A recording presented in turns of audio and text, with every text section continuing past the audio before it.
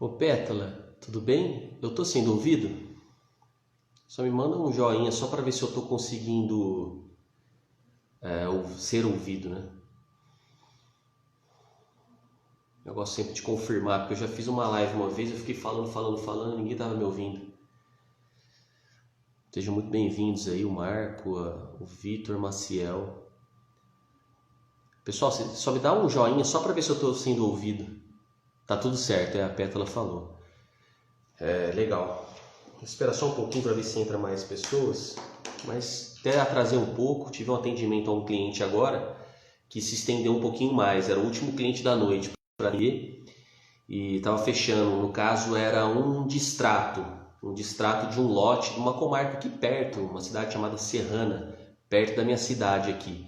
E engraçado, saiu uma liminar de uma cliente daquele mesmo loteamento.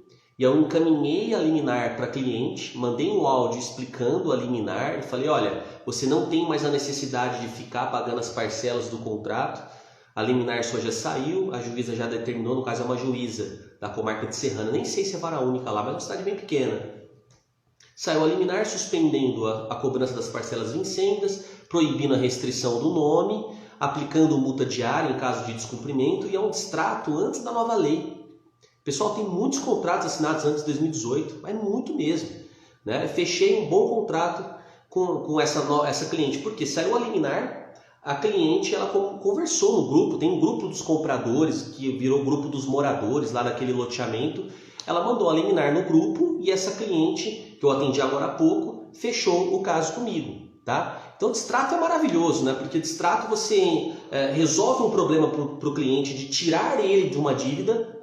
Eu sempre falo para o cliente, mais do que restituir dinheiro, você está tirando o cliente de uma dívida imobiliária. Porque tem às vezes cliente que fala, nossa, mas eu vou perder tudo isso que eu paguei? Tá, mas você tem uma dívida imobiliária, você tem um valor muito grande a ser pago. Se de fato não tem mais condição, o distrato é uma ótima saída. Principalmente distratos antes da nova lei do distrato. Porque a gente sabe que a jurisprudência já pacificou o entendimento na ordem de 80% dos valores pagos. Óbvio que não vai incluir corretagem, juros de mora a partir do trânsito em julgado, tema 1002 do STJ. Quem me acompanha aqui já sabe, tá bom? Pessoal, mas a live hoje ela não é muito técnica. Eu não quero falar muito de direito imobiliário voltado para o consumidor. Eu não quero falar muito de direito material, direito processual.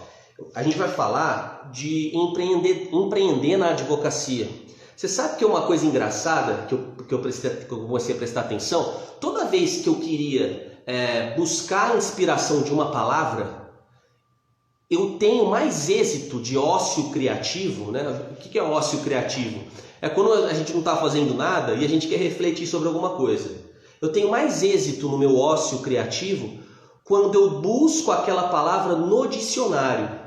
Se você bater, por exemplo, empreender no Google, vem uns conceitos até interessantes, mas muito abstrato, meio quase que barroco, que você fala, você pegar a sua capacidade, a sua habilidade técnica e implementar numa tarefa assim, assado. E eu acho que foge um pouco, distancia da realidade. E eu fui bater a palavra empreender no dicionário.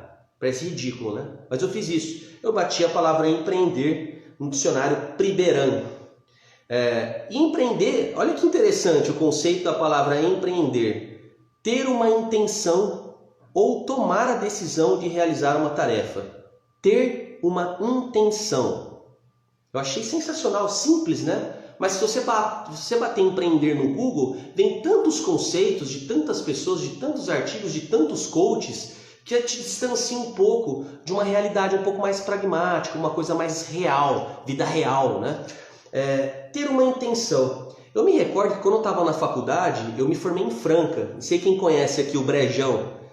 O Brejão é a faculdade de Direito de Franca, a Municipal de Franca. Eu me formei lá. E quando eu estudava, na época da faculdade, eu amava Direito Penal. Amava. Eu era meio nerdzinho de Direito Penal. Tanto é que na época da faculdade, eu até assistia ao Auri Lopes Júnior, que é um criminalista do Sul super famoso, professor. Eu adorava o jeito que ele falava e tudo mais. Adorava o direito penal. Tanto é que a minha segunda fase da OAB, eu prestei penal. né? Fiz até um curso preparatório aqui da doutora Cláudia Seixas, é uma advogada super renomada aqui na minha cidade, que por 27 anos, quase 3 décadas, ela tinha o melhor cursinho preparatório para quem fosse prestar direito penal na segunda fase da OAB.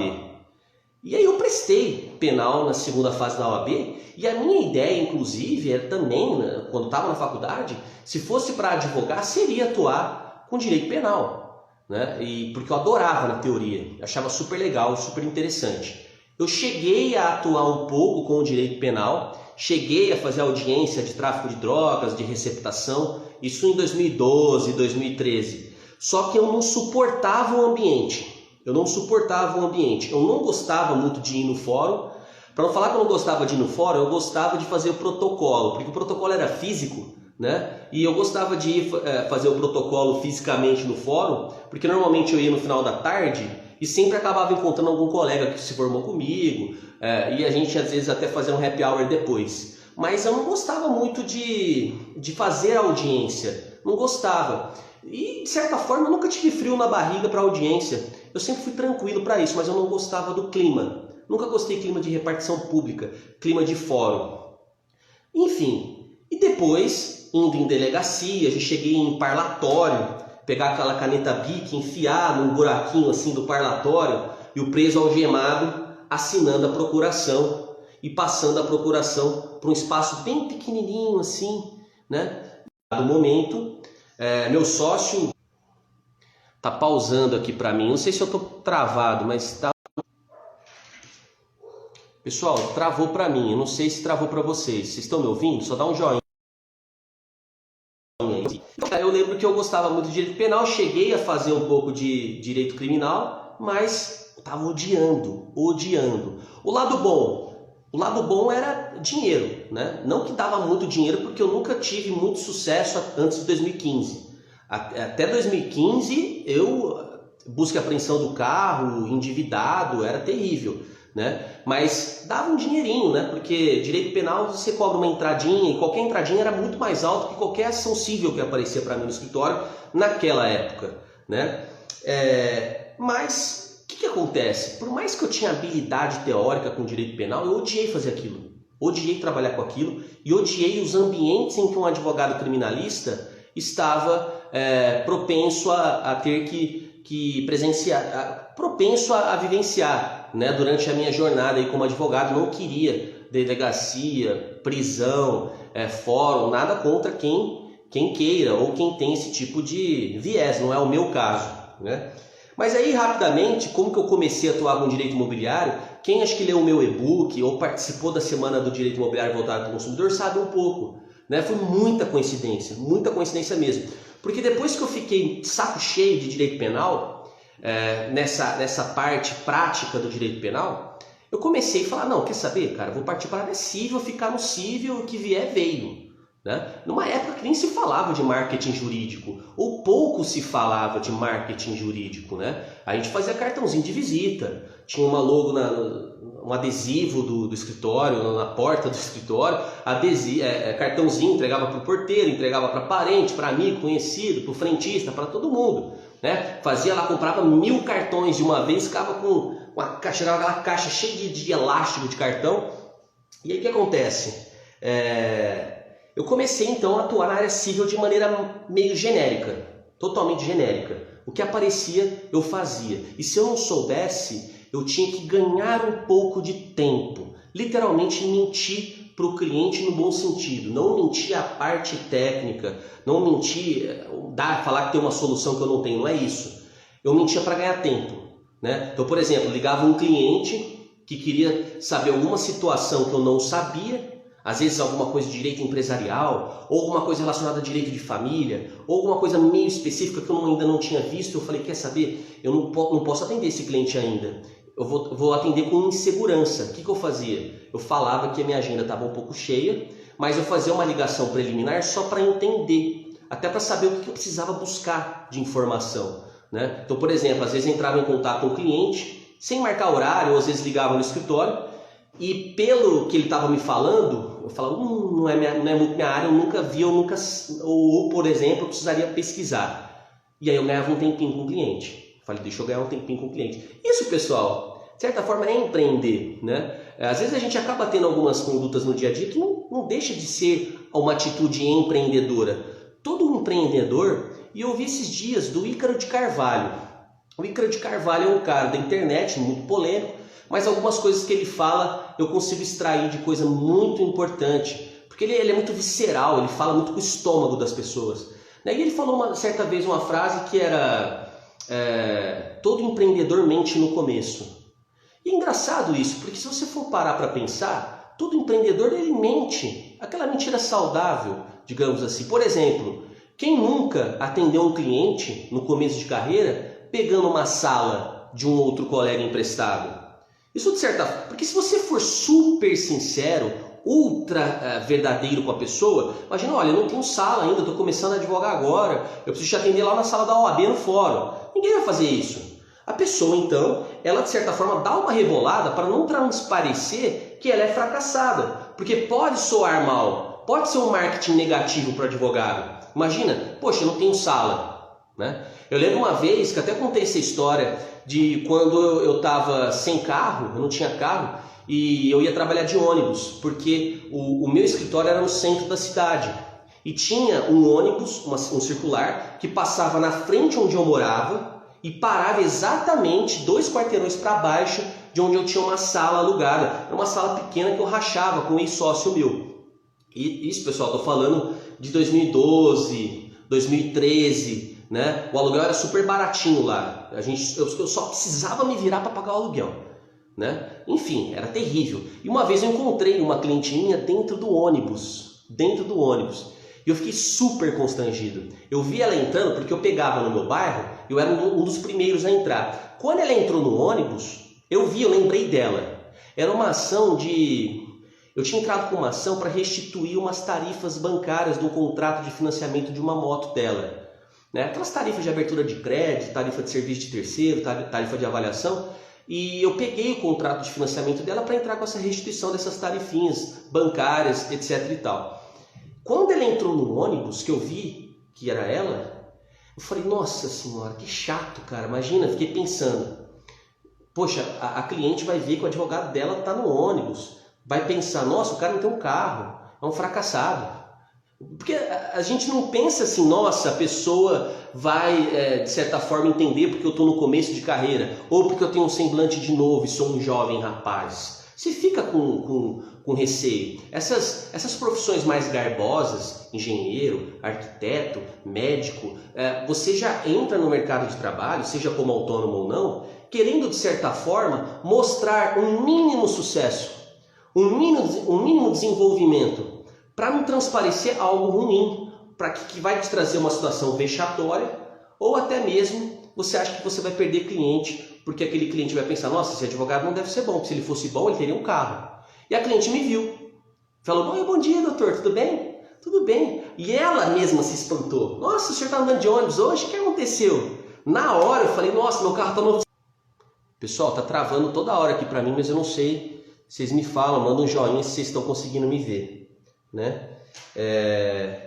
E engraçado que a gente acaba passando por essa situação, né, principalmente no começo, e mesmo que você não está no começo, se você tem pouco cliente, se você não consegue ganhar dinheiro, se você não faz grana na sua advocacia, você acaba protraindo essa situação ao longo do tempo, né? Seja o carro que você anda, seja a forma que você anda, seja onde você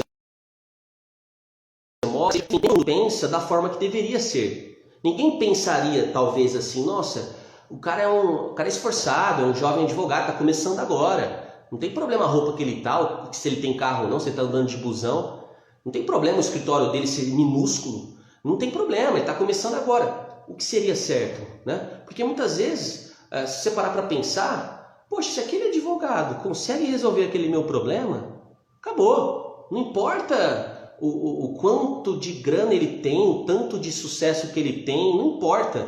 Se ele resolve o meu problema, vou fechar com ele. Só que muitas vezes não é assim que funciona. E você sabe disso, né? E aí, pessoal, meu começo foi trágico. Eu sempre mentia nesse sentido, né? Então me ligava um cliente que eu não sabia minimamente responder aquela dúvida dele ou atender. Eu falava, olha, eu não tenho horário esse dia, eu preciso reagendar para quinta, e era muito engraçado, porque normalmente quando um cliente me ligava ou alguém pegava meu cartão na época, eu fazia uma ligação preliminar, porque eu queria saber o que era para me preparar, porque eu tinha uma certa insegurança, né? E se era uma coisa que eu dominava, beleza. Se não era uma coisa que eu dominava, eu tinha que ganhar uns 3 dias para estudar. Aí eu batia palavras-chave no Jus Brasil, relacionadas àquela matéria, né? Ver acórdãos, julgados. Eu nem tinha uma época que eu acho que o Jus Brasil nem era muito comum, nem sei quando que o Jus Brasil entrou em vigor, mas ligava para algum colega advogado, um pouco mais experiente, né? Minha tia ela trabalhava no fórum na época, hoje ela é advogada. Ligava para alguém, ou algum colega mais velho, né, de advocacia, mas eu precisava buscar um pouco de informação para atender com segurança. Mas eu precisava dar aquela mentidinha. Falei, olha, eu não tenho horário nem segunda, nem terça, nem quarta, pode ser quinta-feira às 14 horas? Ah não, doutor, pode ser sim, beleza. Aí estudava, tentava entender e atendia o cliente com um pouco mais de segurança, eu tendo uma noção. Então no começo foi muito assim. Inclusive, eu até vou confessar aqui, tem alguém da OAB aqui? Se tiver alguém da OAB, pode sair agora da sala, tô brincando. Tô brincando. Eu vou confessar uma conduta totalmente antiética que eu já fiz. Totalmente antiética que eu já fiz no começo da minha advocacia. Eu tinha muita experiência com busca e apreensão de carro, porque eu trabalhei na Toledo Pisa. A Toledo Pisa, nem sei se existe ainda, tinha uma filial de Ribeirão Preto. E eu atuava como assistente jurídico júnior, depois virei assistente jurídico sênior, e atuava com busca e apreensão, só isso. Durante quase minha faculdade inteira, mexendo com busca e apreensão de veículo. Embora adorasse direito penal na faculdade, mas a prática era busca e apreensão. E o que acontece? Tinha uma época que o Banco Aimoré comia muita bola. Eu nem sei se essa jurisprudência ainda existe, mas qual que era a bola que o Banco Aimoré comia? Eles não juntavam o AR. Fala, Fernando, pessoal, eu sei que tem pessoas que me deu um salve aí, perguntaram, é que eu tô com o ring light aqui e eu não consigo enxergar muito bem as perguntas que vocês fizerem agora, mas no final a gente bate um papinho. E eu lembro que o Banco Aimoré comia a bola, eles não juntavam o AR, o aviso de recebimento, que é documento indispensável para a propositura da busca e apreensão, né? Tem até aquele famoso Decreto-Lei 911 de 69, né? O banco, o credor fiduciário tinha que comprovar que notificou o consumidor para purgar a mora. Só que o Banco Aimoré ele juntava a certidão de remessa do correio. Eu me lembro que havia julgados para os dois lados, mas o entendimento majoritário do Tribunal de São Paulo, que é onde eu mais atuo, dizia que não era suficiente juntar a certidão de remessa de correio, que tinha que juntar o AR. E aí a gente fazia uma petição, porque na busca e apreensão, a defesa é depois que o veículo é apreendido, né? Mas eu atravessava uma petição informando, não tem os documentos indispensáveis para a propositura da ação, falta a condição da ação, não juntou o AR que comprova a notificação para purgar a mora, e tinha juiz que extinguia e arbitrava inclusive honorários de sucumbência, obviamente, porque foi uma extinção do processo em razão de uma atuação de um causídico, né? E eu sabia que o Banco Aimoré comia muita bola. Quase todos os casos o Banco Aimoré fazia isso. O que eu fiz? Eu comecei a bater no TJ o nome do advogado que entrava com as ações para o Santander e para o Aimoré. Então eu pegava aquelas buscas e apreensões fresquinhas que estavam no site do Tribunal de Justiça, que acabaram de entrar, e como era uma assessoria jurídica muito grande, porque os caras faziam call center também, eles cobravam administrativamente as dívidas e entravam com busca e apreensão. O que eu fiz? Olha o desespero, uma conduta extremamente antiética que eu já cheguei a fazer. Não estou falando, não estou encorajando a vocês fazerem isso não. Mas o que eu cheguei a fazer? Eu comecei a bater o nome no site do TJ. Isso, pessoal, faz tempo, acho que estou falando algo em torno de 2012, né? 2012 por aí. E o pessoal deve estar pensando, Rodolfo, você está falando que foi em 2012 só para, teoricamente, prescrever qualquer infração ética. Não, mas faz muito tempo mesmo, 2012, salvo engano. E aí o que acontece? Eu batia o nome no TJ e... Foi 2012? Eu acho que sim. Só para ver os processos. E presencialmente no fórum, eu puxava o processo no balcão, ainda não era processo digital, e pegava o telefone do consumidor no contrato de financiamento. Né? No contrato de financiamento sempre tinha um cadastro. Eu pegava o telefone. Né? Em 2012, 2013, foi uma transição da era dos processos eletrônicos também, Então, alguns processos que já estavam eletrônicos, eu pegava o telefone do consumidor e ligava para o consumidor. Só que eu tive que criar uma estratégia para evitar algum problema para mim. Se eu visse que aquele consumidor era advogado, eu não ligaria, né? Mas aí eu comecei a fazer uma abordagem. Por exemplo, eu ligava para o cliente e falava: olá, aqui é o Rodolfo, eu peguei seu telefone no processo, né? Vi que você tem uma busca e apreensão, eu sou advogado que defende o consumidor. Caso você queira que eu te auxilie, porque já tem a busca e apreensão do seu carro, tinha consumidor que fechava. Falava: nossa, doutor, obrigado. Nossa, nem sabia que tinha busca e apreensão. Né? Tinha consumidor que achava estranho. Falava: mas como que você conseguiu meu telefone? Como assim você conseguiu? Tá, um pouco mais arredio, tinha de tudo que vocês imaginarem. Aí o que eu pensei? Eu preciso trazer a estatística para o meu lado, porque eu vou vivenciar problemas com isso, então eu preciso ligar para 10, 15 pessoas num dia, porque se algumas pessoas acharem ruim, algumas vão fechar. E eu acabava fechando alguns clientes, cobrava lá um valor de uma parcelinha do financiamento para fazer a comunicação, extinguir o processo, às vezes pedia alguma restituição de tarifa. Eu cheguei a fazer isso. É lógico que isso configura captação indevida de cliente. Eu não recomendo fazer isso. Muito embora a gente sabe que no dia a dia, na hora do vamos ver, na hora de você não ter dinheiro para pagar no final do mês, o aluguel da sua sala, o condomínio ou qualquer outra coisa pessoal, você acaba fazendo acaba flertando com alguma coisa antiética, né? E acaba até meio que justificando isso como suborno de consciência, dizendo o quê? A OAB não dá nada para mim. É tudo suborno de consciência isso, pessoal. A OAB não dá nada para mim, a OAB não dá nada para mim. Mas eu cheguei a fazer isso e me envergonho do que fiz, né? E eu gosto aqui de falar francamente porque aqui é um canal para advogados. É de advogado para advogado.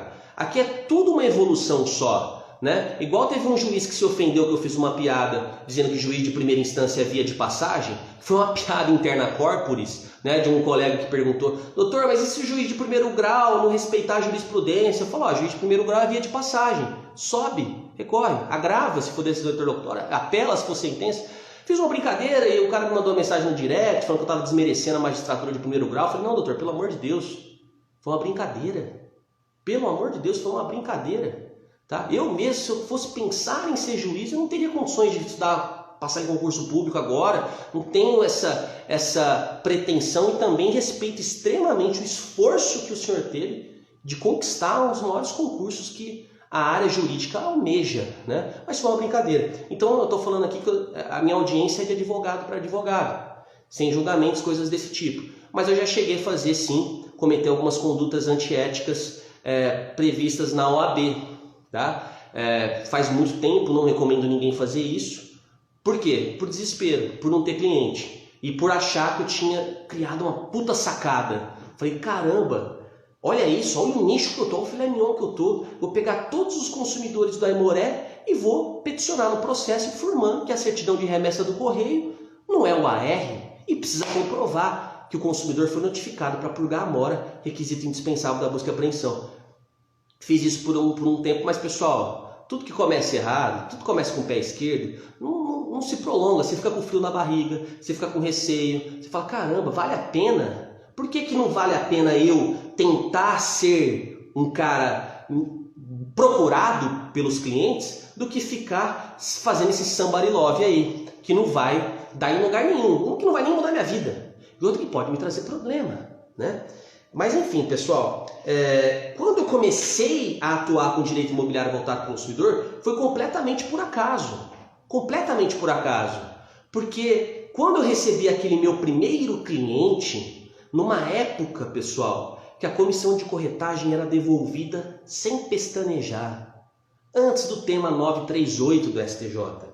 O tema 938 do STJ me fez perder muito dinheiro, mas eu ganhei muito dinheiro antes dele.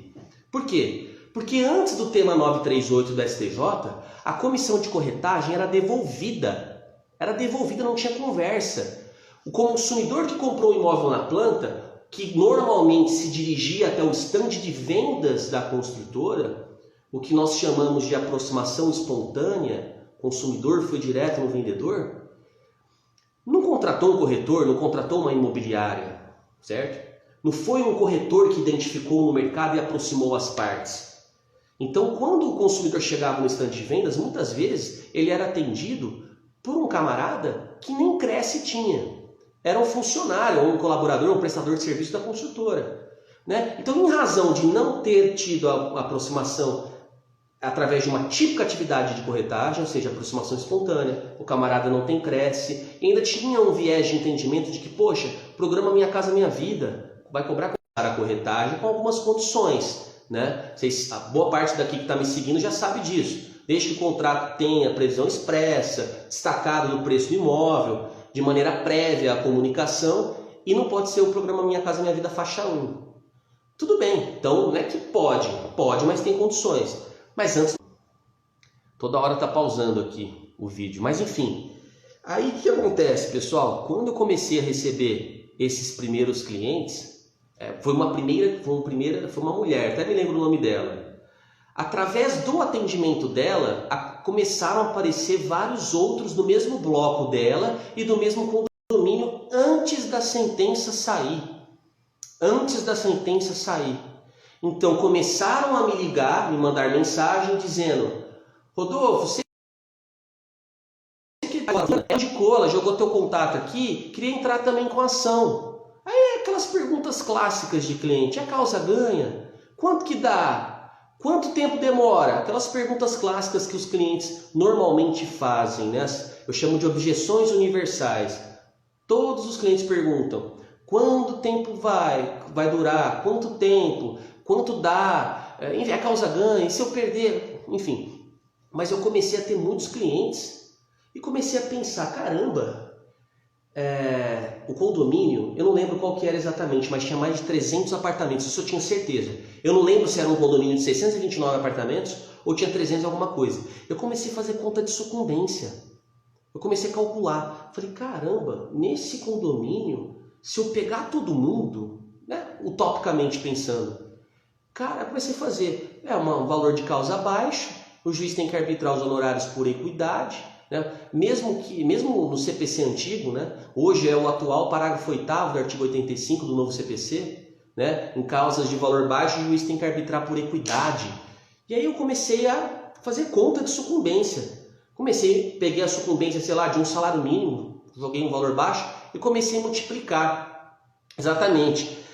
E esse tipo de pergunta, é causa ganha? O que responder? Eu respondo assim: o processo ele é juridicamente seguro e eu não posso responder que a causa é ganha porque a OAB me proíbe dizer de maneira expressa que a causa ganha. Nós temos um comportamento ético a ser seguido pela OAB e a OAB me proíbe dizer que a causa ganha. Eu falo exatamente assim para o cliente. Aí eu explico o que é jurisprudência. Eu falo, olha, existe um entendimento já pacificado sobre a matéria que é justamente essa questão, e aí explico para o cliente. Então o processo sim tem segurança jurídica.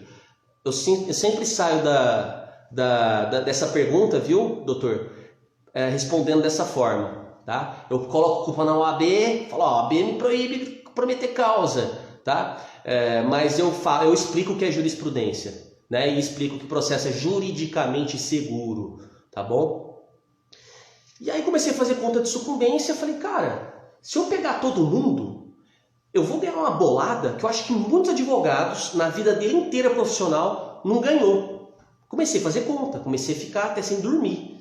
Falei, caramba, como que eu vou pegar esse pessoal? Numa época que nem pouco se falava de marketing jurídico. Facebook Ads, então, nem existiu Pedro Sobral para nos salvar, para ensinar Facebook Ads. Nem se falava em impulsionamento. Inclusive, pessoal, a OAB oficialmente permite o impulsionamento pago, a utilização da ferramenta do Facebook Ads. Então, se você está em algum estado que num dado momento a OAB do seu estado não estava permitindo, não sei se na Bahia, acho que não estava, em Goiás não estava, vai acabar essa palhaçada, tá? A OAB vai sim, como tem admitido, me parece que foi até o entendimento de hoje, permitido o impulsionamento pago para públicos de interesse, utilizando a ferramenta do Facebook Ads que inclui o Instagram.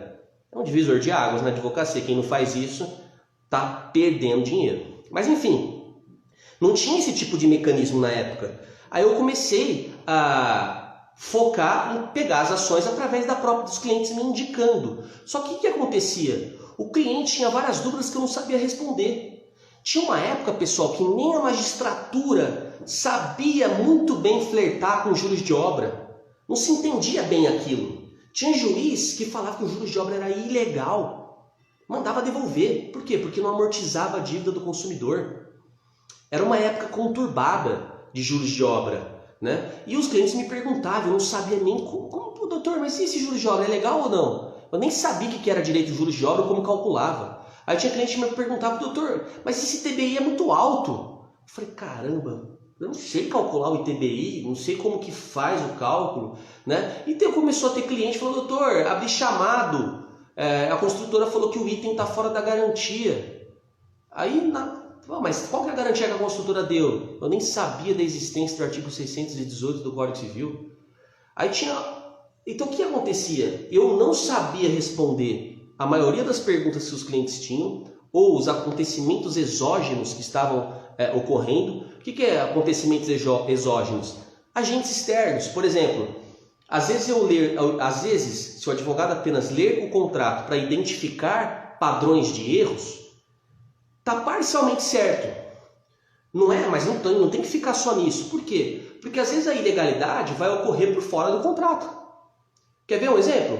Atraso na entrega do imóvel.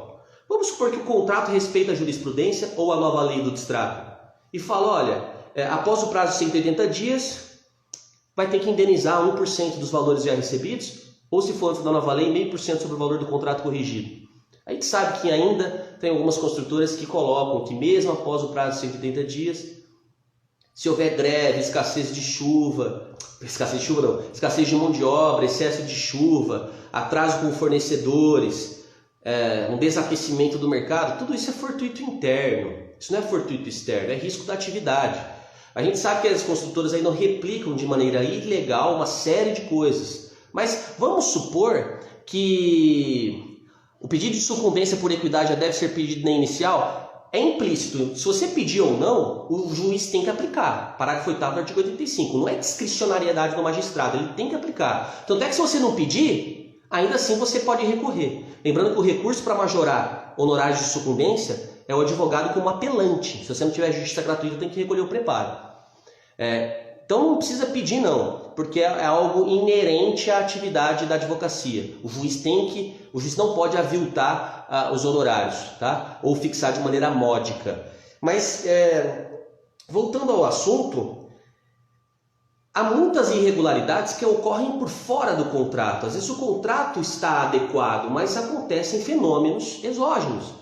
Um piso estourar, uma infiltração, uma rachadura, quase 60% dos imóveis do programa Minha Casa Minha Vida dão problema dentro do prazo de garantia e eles recusam fazer os reparos porque eles criam garantias próprias, né? Doutor, mas eu estou pagando juros de obra e já recebi as chaves. E pelo que eu pesquisava na época, o juros de obra pausou aqui. A tendência na época era entender que o juros de obra era legal. Legal. E de fato é. Existem duas hipóteses que o juros de obra é ilegal. Pois bem, o cliente me perguntou, e aí? Eu não sabia responder. Aí eu falava, olha, eu estou num projeto de entrar com as ações da corretagem do SAT. Então eu estou focando minha advocacia nisso. Então, por enquanto, eu não estou analisando essa questão do contrato. Daqui a um tempo, eu me saía, eu só focava na ação modinha. Pessoal, tá travando aqui para mim, não sei se está travando para vocês. O consumidor compra na planta, entrada mais financiamento futuro. Onde está o juros de obra? O Kid Márcio, o juros de obra ele é calculado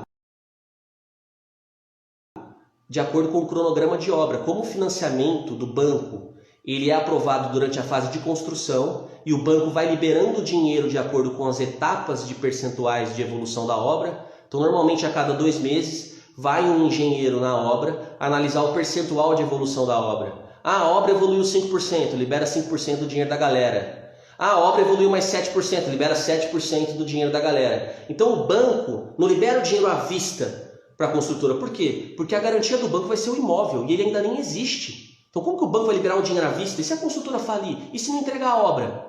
E se tornar insolvente? Se atrasar demasiadamente? Então, uma garantia futura que ainda não existe, o banco vai liberar à vista? Não. Por isso que o banco vai liberando de acordo com as etapas de evolução da obra. A construtora utiliza os recursos financeiros aprovados em nome dos adquirentes para custear o levantamento dos edifícios e dos condomínios. E como o banco vai liberando dinheiro já para a construtora, ele cobra os juros sobre o capital liberado.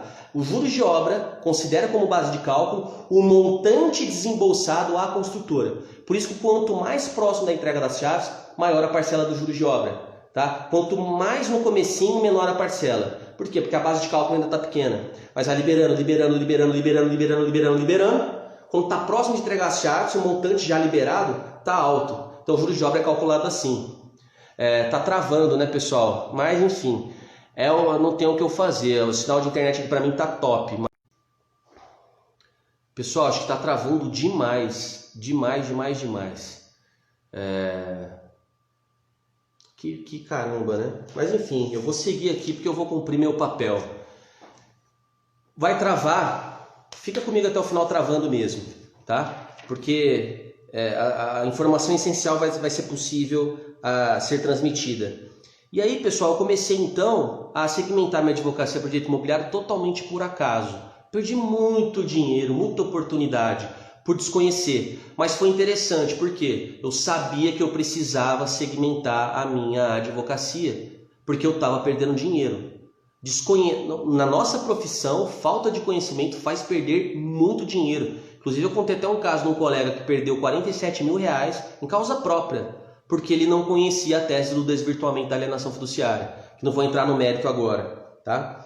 Então, pessoal, lembra que eu falei no conceito inicial lá, que eu bati a palavra no dicionário, e empreender é ter uma intenção, né? E aqui eu vou falar de ter uma intenção. Se empreender é ter uma intenção, como identificar se a intenção que eu tenho é boa ou não? Porque às vezes a intenção não é boa. Trabalhar muito não adianta nada se trabalhar errado, né? Esforço, trabalho árduo não significa absolutamente nada se você trabalhar errado, se você não trabalhar certo. Então, como descobrir se a minha intenção é boa? E aqui, pessoal, eu elenquei basicamente 5 características que você tem que identificar para a sua advocacia. Se vocês quiserem anotarem, é interessante. 5 características para você ver se sua intenção é boa. Porque não adianta sair fazendo de maneira desenfreada as coisas. Primeiro, vamos qualificar a nossa intenção. A primeira característica é: qual que é o tamanho do universo que eu quero atuar? Né? Então, se eu quero segmentar a minha profissão, se eu quero nichar o meu labor, o meu core do escritório, como que eu faço se aquele nicho ele é interessante? Primeira coisa, qual o tamanho do mercado? Que seja local, regional, tem muita gente? Ou é um mercado muito específico? Né? Muito específico. Então, isso é uma primeira pergunta que você tem que saber. O tamanho do mercado, né? Para você conseguir identificar quanto que você pode escalar. Porque se onde você quer atuar tem um teto muito curto, você vai ter a tua vida útil nesse ramo vai ser muito pequena, né? Então, a primeira coisa é verificar isso. Uma outra coisa que muitos advogados negligenciam é o tempo de exposição fático-jurídica. O que é o tempo de exposição fático-jurídica? Eu vou fazer um paralelo com direito de família, e não fiquem bravos com quem atua com direito de família, eu mesmo atuo, eu já fui membro do IBDFAM, do Instituto Brasileiro de Direito de Família, enfim, junto com o direito imobiliário. O que é o tempo de exposição fático-jurídica? No direito imobiliário voltado para o consumidor, que é a massa que compra imóveis de lançamentos de loteadoras, de incorporadoras, tem a pessoa que pretende comprar, certo? Que tem a intenção de comprar, aí ele assina um contrato, estou falando da média, estou falando da maioria desse mercado, né, de compra e venda de imóvel na planta, por exemplo.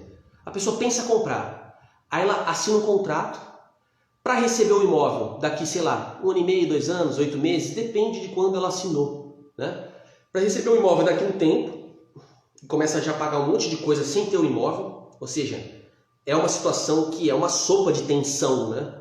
É complexo a compra e venda de imóvel na planta. Tanto é que a minha primeira aula, que eu explico como que funciona o mercado de incorporação imobiliária, o mercado de compra e venda de imóvel na planta também, é uma aula que às vezes dá um nó no advogado no começo, porque se o cara não tem absolutamente conhecimento nenhum de como que funcionam as etapas de uma incorporação imobiliária, da aquisição de imóvel na planta.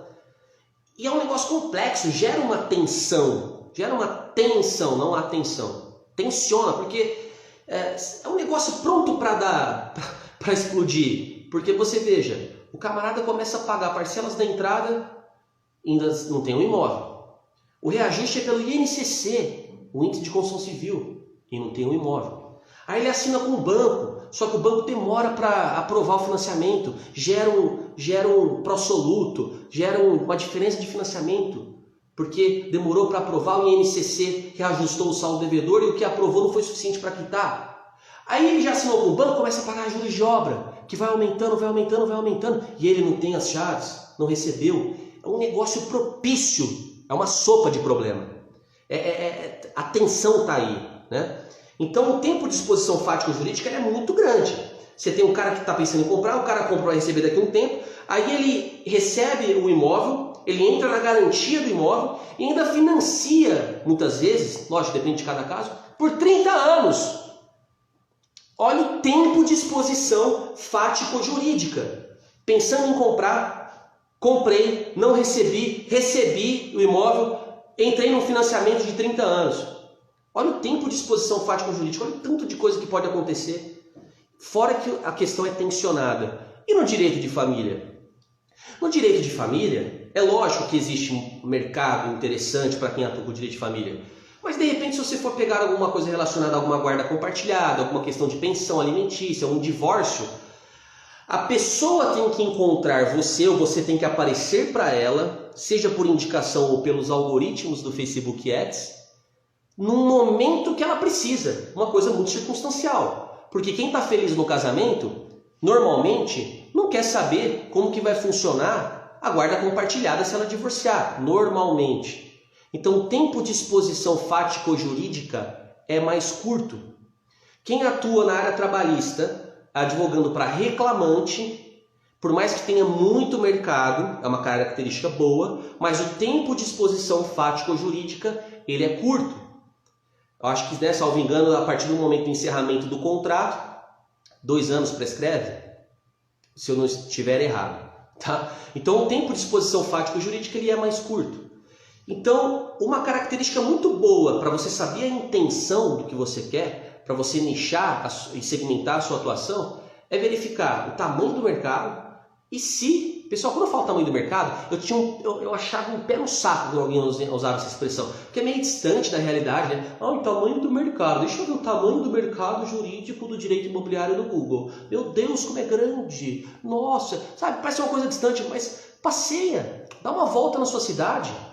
Vê o tanto de prédio que deve estar levantando, o tanto de loteamento que tem na tua cidade, o tanto da cidade está crescendo, o tanto de condomínio, tanto de coisa, de imóvel, que mesmo na pandemia fomentou. Não fica só em números frios, não. Então, pessoal, as características, o tamanho do mercado, o tempo de exposição fático-jurídica vocês não podem negligenciar. Segurança jurídica. Atuar num segmento que haja muitas demandas já pacificadas. Eu aposto com quem quiser aqui, valendo sei lá o quê. Me fala alguma demanda, alguma área no direito do consumidor ou na área civil que tenha tanta jurisprudência, súmula, temas pacificados pelos ritos de recursos repetitivos e IRDR, incidentes de resoluções de demandas repetitivas, como no mercado imobiliário voltado para o consumidor. Faz essa comparação. Ou seja, a gente tem uma certa segurança, uma previsibilidade do que vai acontecer nas contendas que nós formos entrar, né? Então, tem gente que me pedindo uma solicitação para participar agora. Agora não dá, porque eu estou seguindo um roteiro aqui da live. Então, a escala, o tamanho do universo, o tempo de exposição fático-jurídica, a segurança jurídica, demandas que você sabe qual vai ser a previsibilidade. Né? Vou dar um exemplo. Eu tive colegas advogados aqui na minha cidade que perderam praticamente toda a carteira de processos dele. Perdeu toda. O que acontece? Aqui em Ribeirão Preto tem a Transerp, que é uma concessionária. né? É uma sociedade de economia mista. E sociedade de economia mista, a natureza jurídica dela é de pessoa jurídica de direito privado. E tinha aquelas discussões, né? Pessoa jurídica de direito privado tem poder de polícia, pode autuar, pode praticar infração de trânsito, né? Exercer o poder de polícia e aplicar uma infração de trânsito.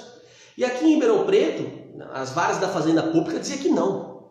Nossa, era um mercado gigantesco, ele começou a pegar muita coisa. Só que ao mesmo tempo era polêmico. Algumas câmaras do tribunal dizendo que sim, outras dizendo que não. Veio o STJ e falou que pode.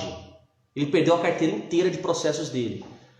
E o cara voava, tinha mais de 5.000 processos. Perdeu a carteira inteira de processos dele. Mas ele estava flertando com uma certa insegurança, porque ele dependia muito da vara, da Câmara, enfim. Ó, tem cliente meu, o cara tá reclamando de mim, tá veríssimo. Ô, tá veríssimo, manda uma mensagem no meu WhatsApp. Se você tem processo conosco até hoje, eu te mando no WhatsApp a mensagem, pode me mandar no meu WhatsApp pessoal, tá bom? Mas vamos lá.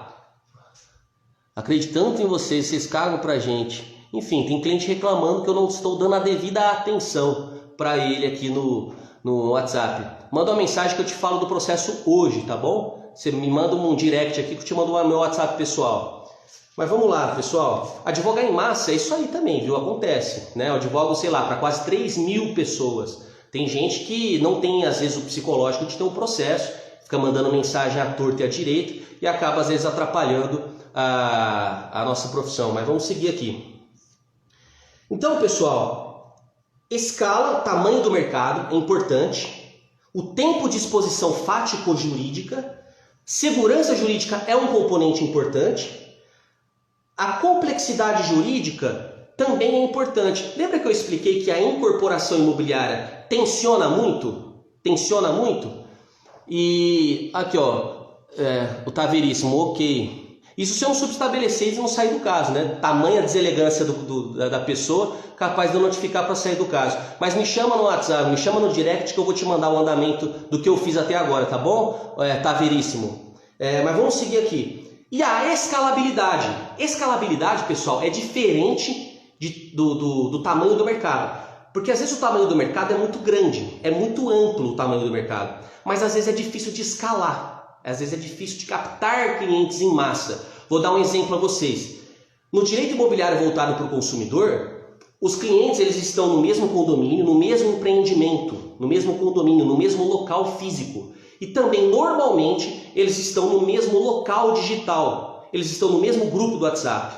Seja no grupo dos compradores, que muitas vezes as construtoras montam o grupo, justamente para quê? Para facilitar a comunicação.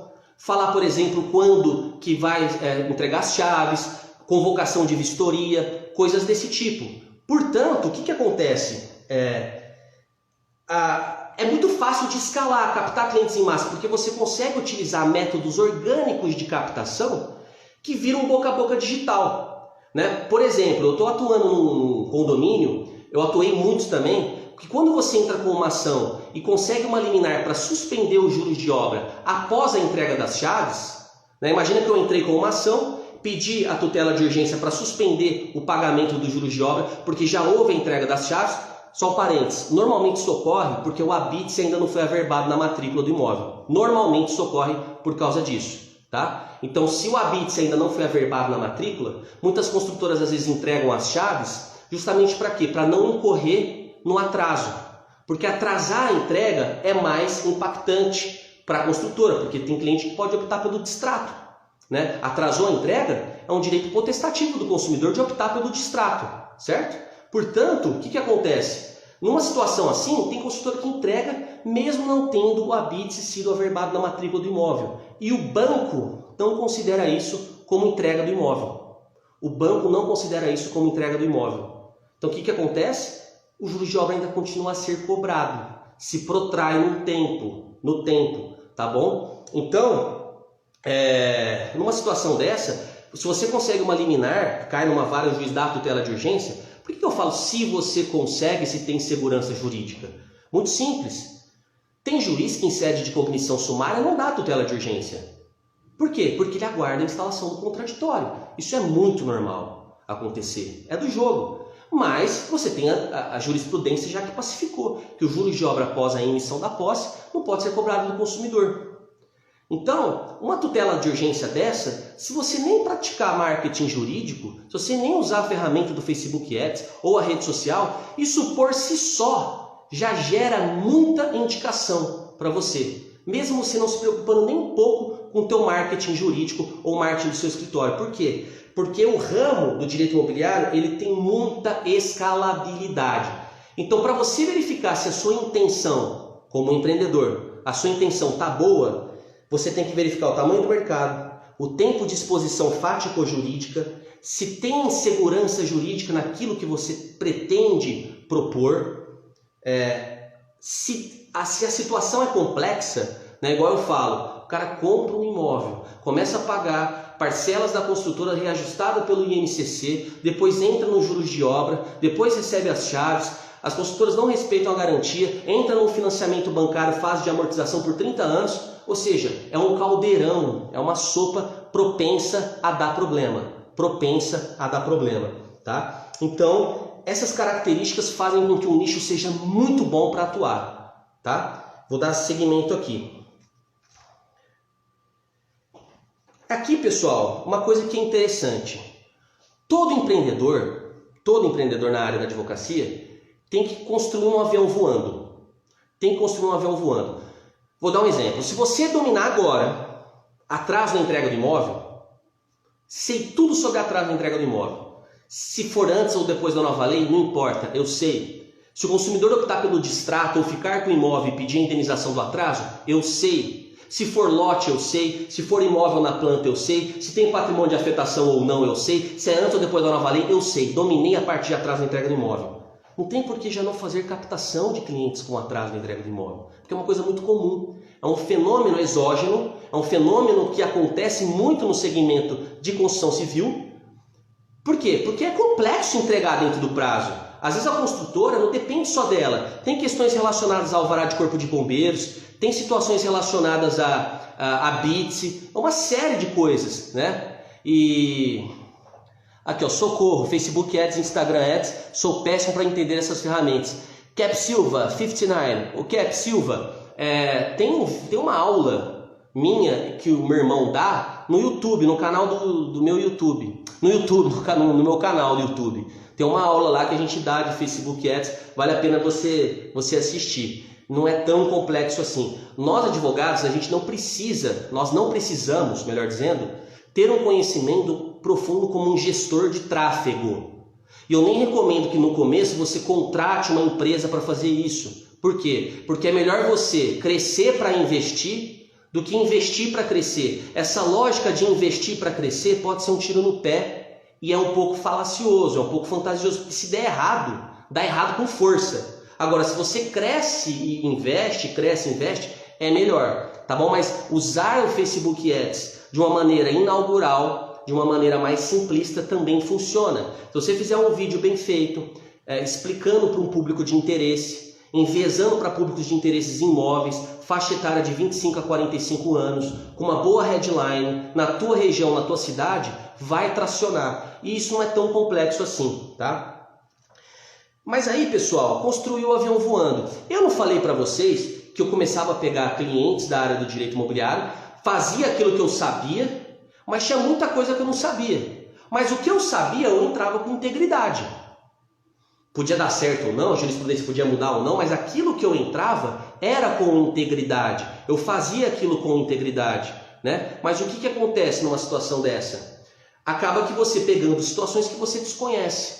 Mas é melhor você construir um avião voando do que simplesmente esperar para ficar pronto para começar a atuar. Assim, não funciona dessa forma. Poucas pessoas fazem isso. E às vezes você nem tem tempo para isso, né? Então, de repente, você já sabe como funciona a ação de atraso. Faz um vídeo, impulsiona, falando sobre atraso. Você sabe como é que funciona uma questão relacionada a distrato, ou de vício construtivo, ou de IPTU antes da entrega do imóvel. Enfim, uma série de possibilidades que existe aí para você começar a atuar. Começa a pegar aquilo que você sabe ou falar aquilo que você sabe, com intenção. Não simplesmente falando para outro advogado, né? Ou com métricas de vaidade, de curtida, de compartilhamento ou coisas do tipo, tá bom? Então é muito melhor construir um avião voando do que esperar para ficar pronto, dominar toda a matéria para ficar seguro de si, para depois pensar em captação, depois começar a fazer vídeo, fazer marketing jurídico ou captação orgânica, tá? E aqui, pessoal, uma coisa que é interessante, nem todo mundo é empreendedor. Quando eu falo que nem todo mundo é empreendedor, nem todo mundo tem estômago ou tem a capacidade de ser um advogado autônomo, de ser um profissional liberal e ter o próprio negócio, porque é uma exposição, como por exemplo eu acabei de vivenciar aqui, uma pessoa que é meu cliente provavelmente, falando que o processo dele não saiu até agora e que eu estou cagando para ele, né? Acabou de falar aqui no comentário publicamente no Instagram, isso acontece. Eu ontem, por exemplo, recebi uma mensagem 9 horas da noite de um cliente no meu WhatsApp pessoal. Doutor, como é que está o processo? Meu WhatsApp pessoal, eu tenho 2 WhatsApp, WhatsApp do escritório e WhatsApp pessoal. Doutor, como é que está meu processo? Eu criei um manual do cliente, mas clientes mais antigos, de situações mais complexas, mais antigas, deu uma travadinha aqui, são clientes que não estão pedagogizados, eu falo, né? Porque eu tenho um manual hoje do meu escritório que eu explico as situações que eu entro em contato, que são situações de proposta de acordo, sentença de primeira instância, acórdão, cumprimento de sentença, levantamento de guia, né? E se o cliente quiser saber do andamento, ele manda um e-mail para o escritório e o escritório tem um prazo de 48 horas para responder o e-mail dele. E ele pode fazer isso a cada 6 meses para o meu escritório. De qualquer forma, eu explico como que ele pode obter a senha do processo, como ele pode acompanhar pela internet, mas eu não consigo ficar tendo um SAT, Sistema de Atendimento ao Cliente, à torta direito. Tem cliente que não tem psicológico para ter processo ou acha que o advogado é miojo, é instantâneo, é fast food. Doutor, como é que está meu processo? Ontem, 9 horas da noite.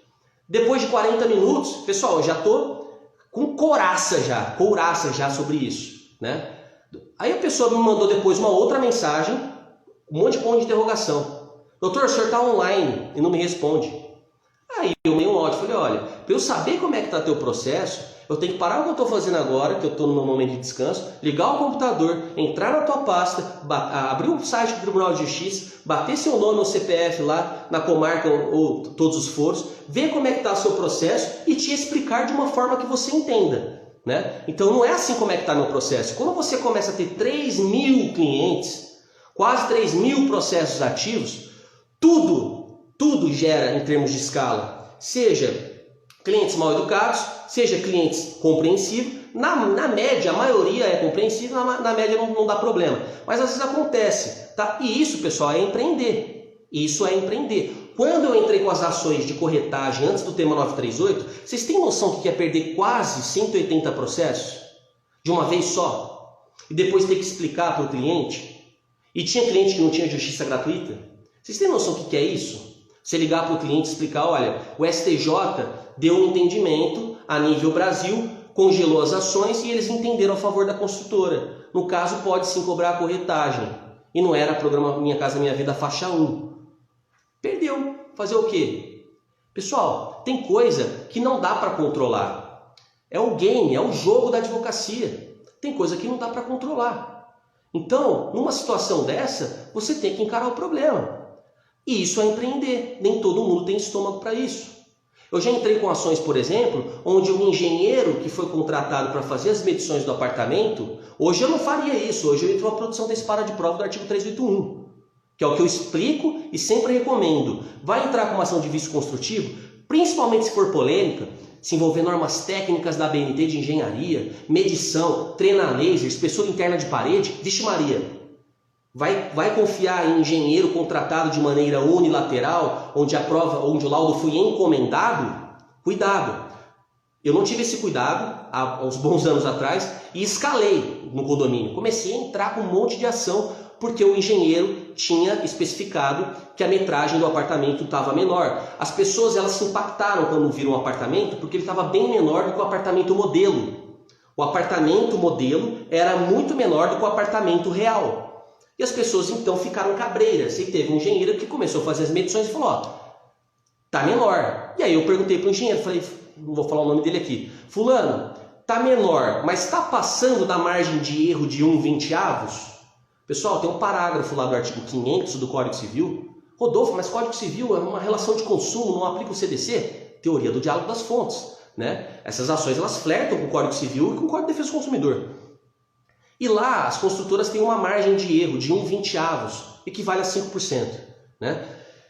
Enfim, é uma venda, eu não vou falar, não vou entrar no mérito agora do que é venda de corpos, venda de mensura, não é a live para isso. Mas o que acontece? E realmente estava ultrapassando, segundo o laudo unilateral, estava ultrapassando a margem de erro de 5%. O problema é que o engenheiro não considerou que a área interna de parede, metade era do apartamento espelho ou limítrofe e metade era da unidade privativa cuja contenda eu ajuizei. Deu para entender? É como se fosse pegar a espessura interna de parede, a área interna de parede, e falar, ó, da área interna de parede, metade da espessura é do apartamento lateral. Eu escalei no condomínio. Sabe o que é escalar? Sabe o que é pegar um condomínio com mais de 600 apartamentos, uns 200 entrar com essa ação e você perder todas? Isso já aconteceu comigo. Por quê? Porque eu não tinha como, eu não tinha experiência o suficiente, acabei confiando no engenheiro que era do sindicato dos engenheiros aqui da cidade, que tinha muita experiência, mais de 20 anos de engenharia civil, e vi que não era uma questão de discussão dentro da literatura da engenharia, era uma discussão, era uma coisa básica que não foi considerada. E comecei a tomar improcedência. E eu tive então que me explicar para vários clientes com essa situação. Isso é empreender, nem todo mundo vai ter estômago. Às vezes o seu sócio vai ter, mas tem gente que não tem.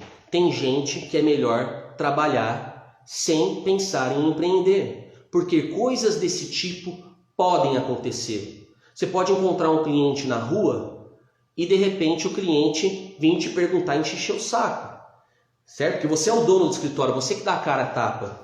Você pode de repente entrar com uma ação e o cliente não ficar satisfeito com o valor porque ele viajou no valor da causa, né? Porque às vezes tecnicamente o valor da causa não corresponde necessariamente ao proveito econômico pretendido. Você pega uma ação de distrato, que eu sempre coloco proveito econômico pretendido, tem juiz que pede para emendar a inicial para atribuir à causa o valor total do contrato, porque se trata de rescisão de negócio jurídico.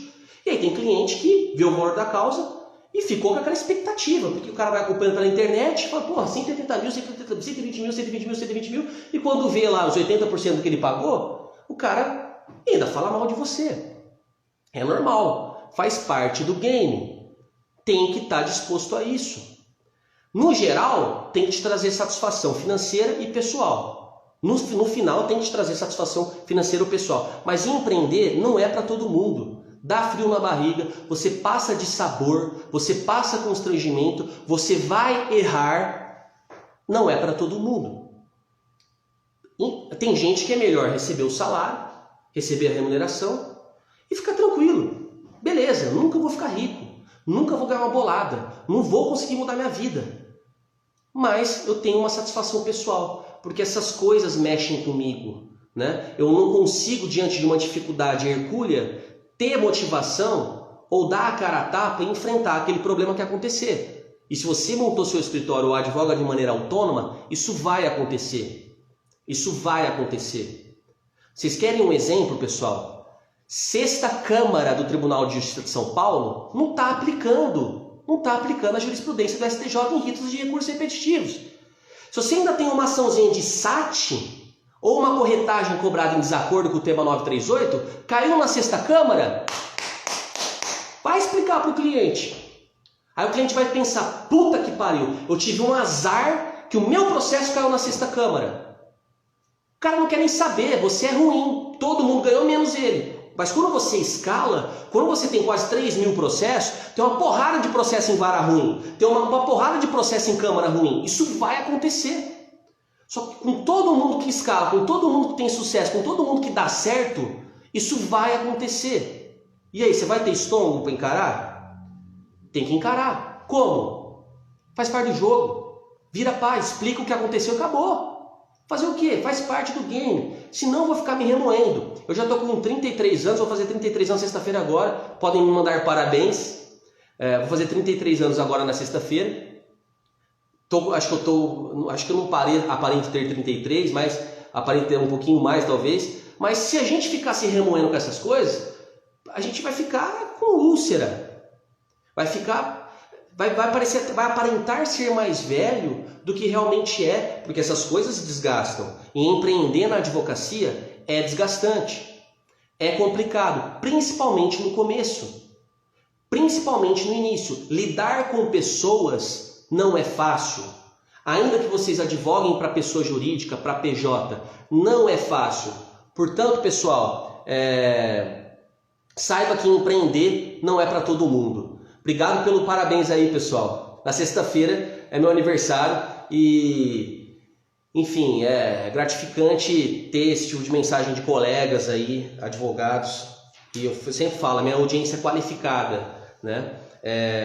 Mas vez ou outra, como o meu WhatsApp, como o meu Instagram é aberto, às vezes acontece de cliente aparecer e de repente ser deselegante aqui em público, enfim. Mas vamos lá. Pessoal, qual é o lado bom de empreender? Qual que é o lado bom? O lado financeiro e também o lado da satisfação pessoal. Por que o lado financeiro? Porque quando você começa a escalar, você planta muitos recebíveis. Só que você também tem que alinhar as entradas, os honorários de entrada, porque você não pode ficar apenas à mercê dos honorários vinculados ao êxito ou dos honorários de sucumbência. Você tem que também capitalizar no começo. E tem ações que são mais propensas para cobrar uma entrada maior, tem ações que não tá para cobrar uma entrada tão grande, a depender da renda do público, mas em escala aquilo vale a pena porque a sucumbência vai ser interessante, principalmente se você escalar naquele empreendimento.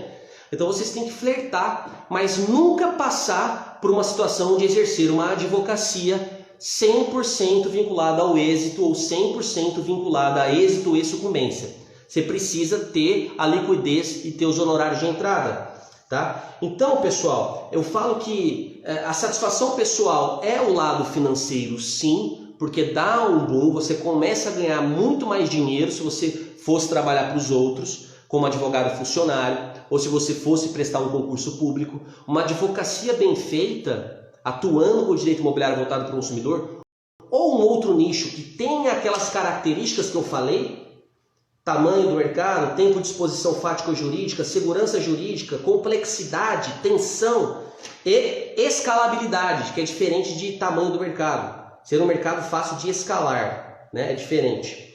Então, se você tem uma intenção de empreender, saiba que você vai passar por situações que vai te dar frio na barriga.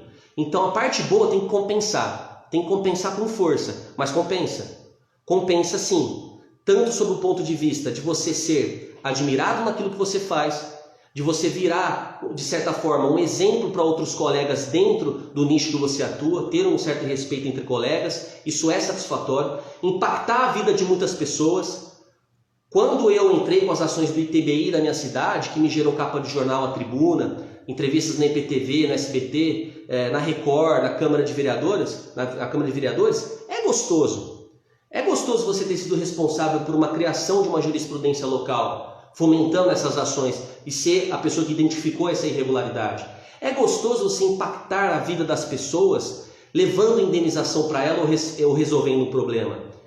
Nem sempre você vai resolver o problema de todo mundo, mas você vai resolver a maior parte do problema ou vai levar muito dinheiro para muitas pessoas, ou levar pouco dinheiro para muitas pessoas. E depende das ações, tem ações que têm valores mais altos, tem ações que têm valores menores, mas você impactar a vida de muitas pessoas também tem satisfação. E ser bem remunerado por isso, não ter problema financeiro no final do mês, e plantando recebíveis, e sabendo antecipar recebíveis. Eu falo brincando para alguns colegas advogados, colega, você está sentado em cima de dinheiro e talvez não saiba. Você está sentado em cima de dinheiro e talvez não saiba. Por quê? Porque o cara não tem estratégia de acordo. Ele não tem nenhuma estratégia de acordo daquilo que ele já tem. Ele acha que tem que vir da parte contrária, ou ele espera, eu não sei por que ele não faz uma proposta. E aqui eu vou dar uma dica de proposta de acordo. Nunca deixe o teu cliente participar do circuito de negociação. Não significa que você vai fechar um acordo sem pedir autorização do cliente. Mas se o teu cliente participar do circuito de propostas e contrapropostas, vira leilão. Ele não tem condições técnicas para fazer contraproposta, vira leilão. Ah, doutor, propõe tanto, baseado em nada, né? Então é sempre bom você extrair da banca de advocacia, das construtoras, das loteadoras, das incorporadoras, aquela alçada máxima para aquele processo. Para que quando você entra em contato com o seu cliente, você já passa a proposta como se fosse um limão totalmente espremido. Porque você sabe que quando começa um circuito de negociação, de propostas de acordo por e-mail que seja, e aí tem consultoras que têm certas alçadas por matéria. Eu mesmo já fechei muitos acordos com o Brasil Salomão, que advoga para a MRV, acordos do tipo assim, de um e-mail fazendo proposta de 114, 117 processos, tudo da mesma matéria, e eu negociando a minha sucumbência. É lógico que eu teria que entrar em contato com todos os clientes, como eu faço, só que eu não deixo o cliente participar do circuito da negociação, ou porque ele não tem conhecimento técnico para isso, outro que eu tenho poderes para transigir, só que jamais eu fecho um acordo sem falar com o cliente, mas eu vou extrair o máximo da alçada e passar a proposta definitiva para não virar esquema de leilão. Porque quando eu passo a proposta para o cliente, eu já falo, olha, isso aqui é uma proposta definitiva, ou é isso ou aguardar o julgamento. E aí eu dou a minha impressão pessoal acerca da proposta. Eu dou a minha impressão pessoal, seja técnica ou seja pessoal, literalmente, né? Porque de repente, normalmente essas propostas é para pagamento em 10 dias, 15 dias, da data do protocolo da minuta, né? Garantir já o resultado garantir o dinheiro da indenização, né? Então a maioria acaba aceitando quando você convence o cliente que aquilo é a melhor estratégia, a grande maioria acaba aceitando. Então tem advogado que não tem estratégia de acordo, e quando você começa a empreender, você tem que ter algumas coisas que eu chamo de meta jurídico, fora do direito. Você precisa começar a despertar em si características metajurídicas, fora do direito. Quais são elas? Que você precisa ficar bom. Olha como que é simples, pessoal. Olha como é extremamente fácil. Nossa, esse foninho aqui está caindo toda hora. Olha como é simples. Eu preciso ficar bom em captação de cliente. Adianta eu ter um conhecimento jurídico acerca de um segmento e não aparecer cliente? Adianta eu ter conhecimento específico sobre alguma coisa? Cap Silva, cara, vou deixar gravada. Agora todo mundo sai não, pessoal. Mas eu acho que eu vou deixar gravado assim, tá? Obrigado aí pelo seu feedback. Adianta eu ter um conhecimento aprofundado, um conhecimento jurídico e não aparecer cliente? Ou eu ser difícil de ser encontrado? Ou melhor, eu não ser fácil de ser encontrado? Porque o maior defeito dos advogados é que ele não é fácil de ser encontrado. Né? Eu falo brincando que se o porteiro do teu prédio, onde você trabalha, onde você mora, seus amigos, seus parentes, seu primo, sua namorada, os amigos da sua namorada, não sabem a área que você atua, não é saber que você advoga, não sabe a área que você atua, então o marketing jurídico está errado. Todo mundo que me conhece sabe que eu atuo com direito imobiliário. É lógico que eles não sabem fazer a distinção. O Rodolfo atua com direito imobiliário voltado para o consumidor. Né? E acabam que me colocando tudo na mesma caixinha. Aconteceu um problema de demarcação de terra, aconteceu um problema de locação, aconteceu um problema de build to suit, de uso capião extrajudicial, qualquer coisa do tipo, eles acabam meio que remetendo a minha figura como um advogado imobiliário, sendo que o imobiliário é muito amplo, extremamente amplo, né? Então, vocês precisam ficar fáceis de ser encontrados. Como que você vai fazer isso? Primeira coisa, você vai ter que deixar o jardim florido. Nós estamos na época, pessoal, da fake news. Nós estamos na época do balelômetro. As pessoas estão com o balelômetro lá em cima, umas das outras, né? Nós estamos na época de uma advocacia um pouco mais online. Tem advogado que está atendendo home office, né? Que está trabalhando home office. Eu cortei atendimento presencial muito antes da pandemia.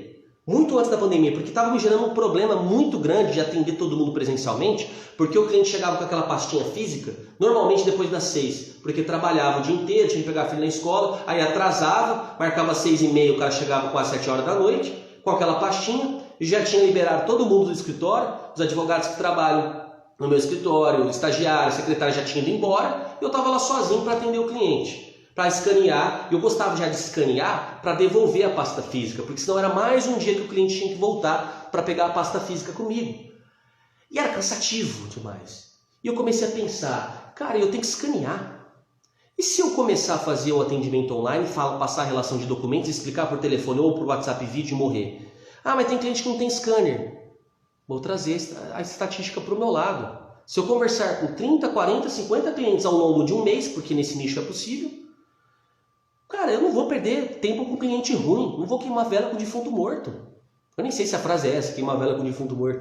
Mas por quê? Porque se o cliente às vezes não consegue, tá bom. Eu não consigo, eu tenho que dar intensidade naquilo que está funcionando. Só que o processo na justiça é uma vez na vida, outra na morte, na grande maioria dos casos. É lógico que a nossa advocacia não é só contenciosa, mas na grande maioria dos casos, aquela ação indenizatória, muitas vezes vai ser aquele único processo na vida da pessoa. Às vezes um indivíduo vai ter 2 processos, 3 processos no máximo na vida dele, em média. É lógico que a gente sempre tem aquele cliente que sai processando todo mundo, mas estou falando de uma média. E quando o cliente sente segurança jurídica, quando a sensação da troca do dinheiro é viável, ontem, por exemplo, eu fechei um caso de um cliente que, pelos cálculos que eu fiz, seguramente mais de 40 mil reais. Pela quantidade de meses que atrasou o empreendimento, pela quantidade de juros de obra que ele pagou a partir do atraso, inclusive vai dar dano moral também, porque ultrapassou 12 meses. Aqui no Tribunal de São Paulo, que é o tribunal onde eu mais atuo, não é qualquer atraso que dá dano moral. Eles entendem que não é dano moral em ré ipsa o atraso na entrega. É um dano moral presumido. Aí, lógico, as indenizações de praxe. O aluguel por mês de atraso, né? Aquele lucro cessante, 0,5% sobre o valor do contrato corrigido ou 1% sobre os valores já liberados à construtora, se for contratos assinados sob o âmbito, sob a égide da nova lei do distrato. Restituição dos juros de obra a partir do atraso e também entrar para evitar desembolso, caso tenha ainda a cobrança dos juros de obra no período de atraso. E eventual dano moral, substituição do INCC pelo IPCA, enfim. Então, pelos cálculos que eu fiz, era um valor considerável que o cliente tinha. E para esse tipo de ação, valor alto, né, eu estava cobrando, eu estava mantendo uma isonomia de 4 salários mínimos nesse empreendimento. 4 salários mínimos. De todo mundo. Das pessoas que me ligavam, eu estava cobrando. Ninguém tinha esse dinheiro. Uma, porque era o pessoal do programa Minha Casa Minha Vida. E a maioria das pessoas não tem reserva financeira. Aquilo que elas ganham no mês, elas gastam. Por que que o dinheiro aparece? Porque quando você faz um atendimento roteirizado, com gatilhos, você vai fazer o atendimento do jeito que você quiser. Improvisando da forma que você improvisar. Só que quando você faz um atendimento com gatilhos, isso é íntegro, tá? O mundo inteiro estuda como fazer, como atender. O mundo inteiro estuda como vender. A arte persuasiva da venda, o vendedor pitbull e coisas desse tipo. E o advogado autônomo não estuda. O advogado autônomo, empreendedor, não desmamou de doutrina. Fica naquela coisa de suborno de consciência, de ficar estudando doutrina, aí começa a fazer uma pós-graduação, aí começa a fazer um mestrado, suborno de consciência, a advocacia dele tá uma merda. E ele fica nessas. Sendo que o que ele precisava implementar um pouco mais da ênfase é falar, cara, eu tenho um negócio, e eu não sei persuadir, eu não sei convencer, eu não sei nem precificar, nem o que é isso, isso é bobagem. Então você tem que saber fazer um atendimento persuasivo. Você tem que gerar a sensação da troca do dinheiro. Você tem que gerar o contraste de valor, que é o famigerado gatilho mental da ancoragem, né? Então, se você ficar bom em captação de clientes, os clientes aparecerem para você. Olha como é simples. Clientes aparecem para mim. Por quê? Ficou simples. Ficou fácil. É fácil fazer isso. Depois, só que adianta os clientes aparecerem e eu não saber precificar, ou o valor de entrada que eu cobrar, eles não fecharem. Sempre querendo me tratar como o Zé êxito. No êxito. Você jogar só no êxito. No êxito o caramba. No êxito o caramba. Não dá para ficar vivendo de honorários vinculados ao êxito. Não dá para ficar vivendo de honorários de sucumbência só. É lógico que os honorários vinculados ao êxito e os honorários sucumbenciais mudam o jogo. Quando eles começam quando a carteira de processos que você tem, você começa a usufruir delas porque tem acordos, porque tem sucumbência, porque tem honorários vinculados ao êxito, uma série de coisas. O que me salva na minha advocacia é que sou desde os 14 anos. Legal. Se você ficar só nisso, tá bom, e no final do mês? Você vai ligar para sua esposa, fala assim, ó, não entrou dinheiro, putz, tem que pagar. Às vezes não sobra nem dinheiro para pagar a ASP, ou o sistema que você tem, se tem sistema ou não. Precisa saber vender, e parece que é conversa de clichê. Às vezes você fala isso, tem advogado que fala, é o papinho de coach. Não estou falando que é o caso de vocês, estou falando que é o caso de vocês. Mas isso acontece demais. O papinho de coach. Lá vem um advogado que precisa vender, lá vem um advogado que precisa persuadir, lá vem um advogado que precisa saber precificar, lá vem um advogado que precisa entender Facebook Ads, lá vem um advogado que precisa entender que ele precisa segmentar a advocacia dele, que ele precisa ser fácil de ser encontrado. Não é dizer não para cliente, mas eu preciso transmitir uma autoridade jurídica dentro de um segmento, dentro de um nicho. Fica muito mais fácil da coisa fluir. Se nas redes sociais eu só falo de direito imobiliário voltado para o consumidor, fica muito mais fácil de eu transmitir uma sensação de autoridade jurídica. Por quê? Porque a autoridade jurídica não está em mim. A autoridade jurídica é a sensação que o outro tem sobre mim. Eu posso, por exemplo, pôr uma pessoa aqui na frente de vocês que sabe muito de direito imobiliário voltado para o consumidor, só que talvez para vocês ela não seja uma autoridade. Por quê? Porque ela ainda não transmitiu essa sensação para vocês. Então, ter muito conhecimento não é sinônimo de autoridade, tá? Então, o que eu quero explicar para vocês é o seguinte. O advogado ele precisa ter habilidades metajurídicas. O advogado autônomo. O advogado autônomo. O advogado que abriu o próprio escritório. Certo? Precisa ter habilidades de captação de cliente. Precisa fechar. Vocês acham que é fácil uma pessoa depositar 4 salários mínimos, fazer um Pix para você, porque ela pegou ainda emprestada com o pai ou com a mãe? Mas por que aconteceu isso? Porque eu usei uma estratégia de atendimento onde eu aumentei o estado de consciência dela para ela me contratar. E ao aumentar o estágio de consciência, ela sentiu que esse valor não era tão árduo. E como que eu fiz para ela sentir que esse valor não era tão árduo? Porque eu fiz um contraste de valor. Ela achou que ela gastaria mais de 10 mil reais de maneira íntegra. Ela achou que ia gastar muito mais do que isso. Então, a partir do momento que eu faço um atendimento onde eu explico para o cliente, Rodolfo, isso é óbvio. Você explica para o cliente, você jura? Todo mundo faz isso? Sim, eu explico para o cliente. Depois que eu expliquei para o cliente, sabe a primeira coisa que a gente tem que fazer? Depois que explicou? Provar para o cliente.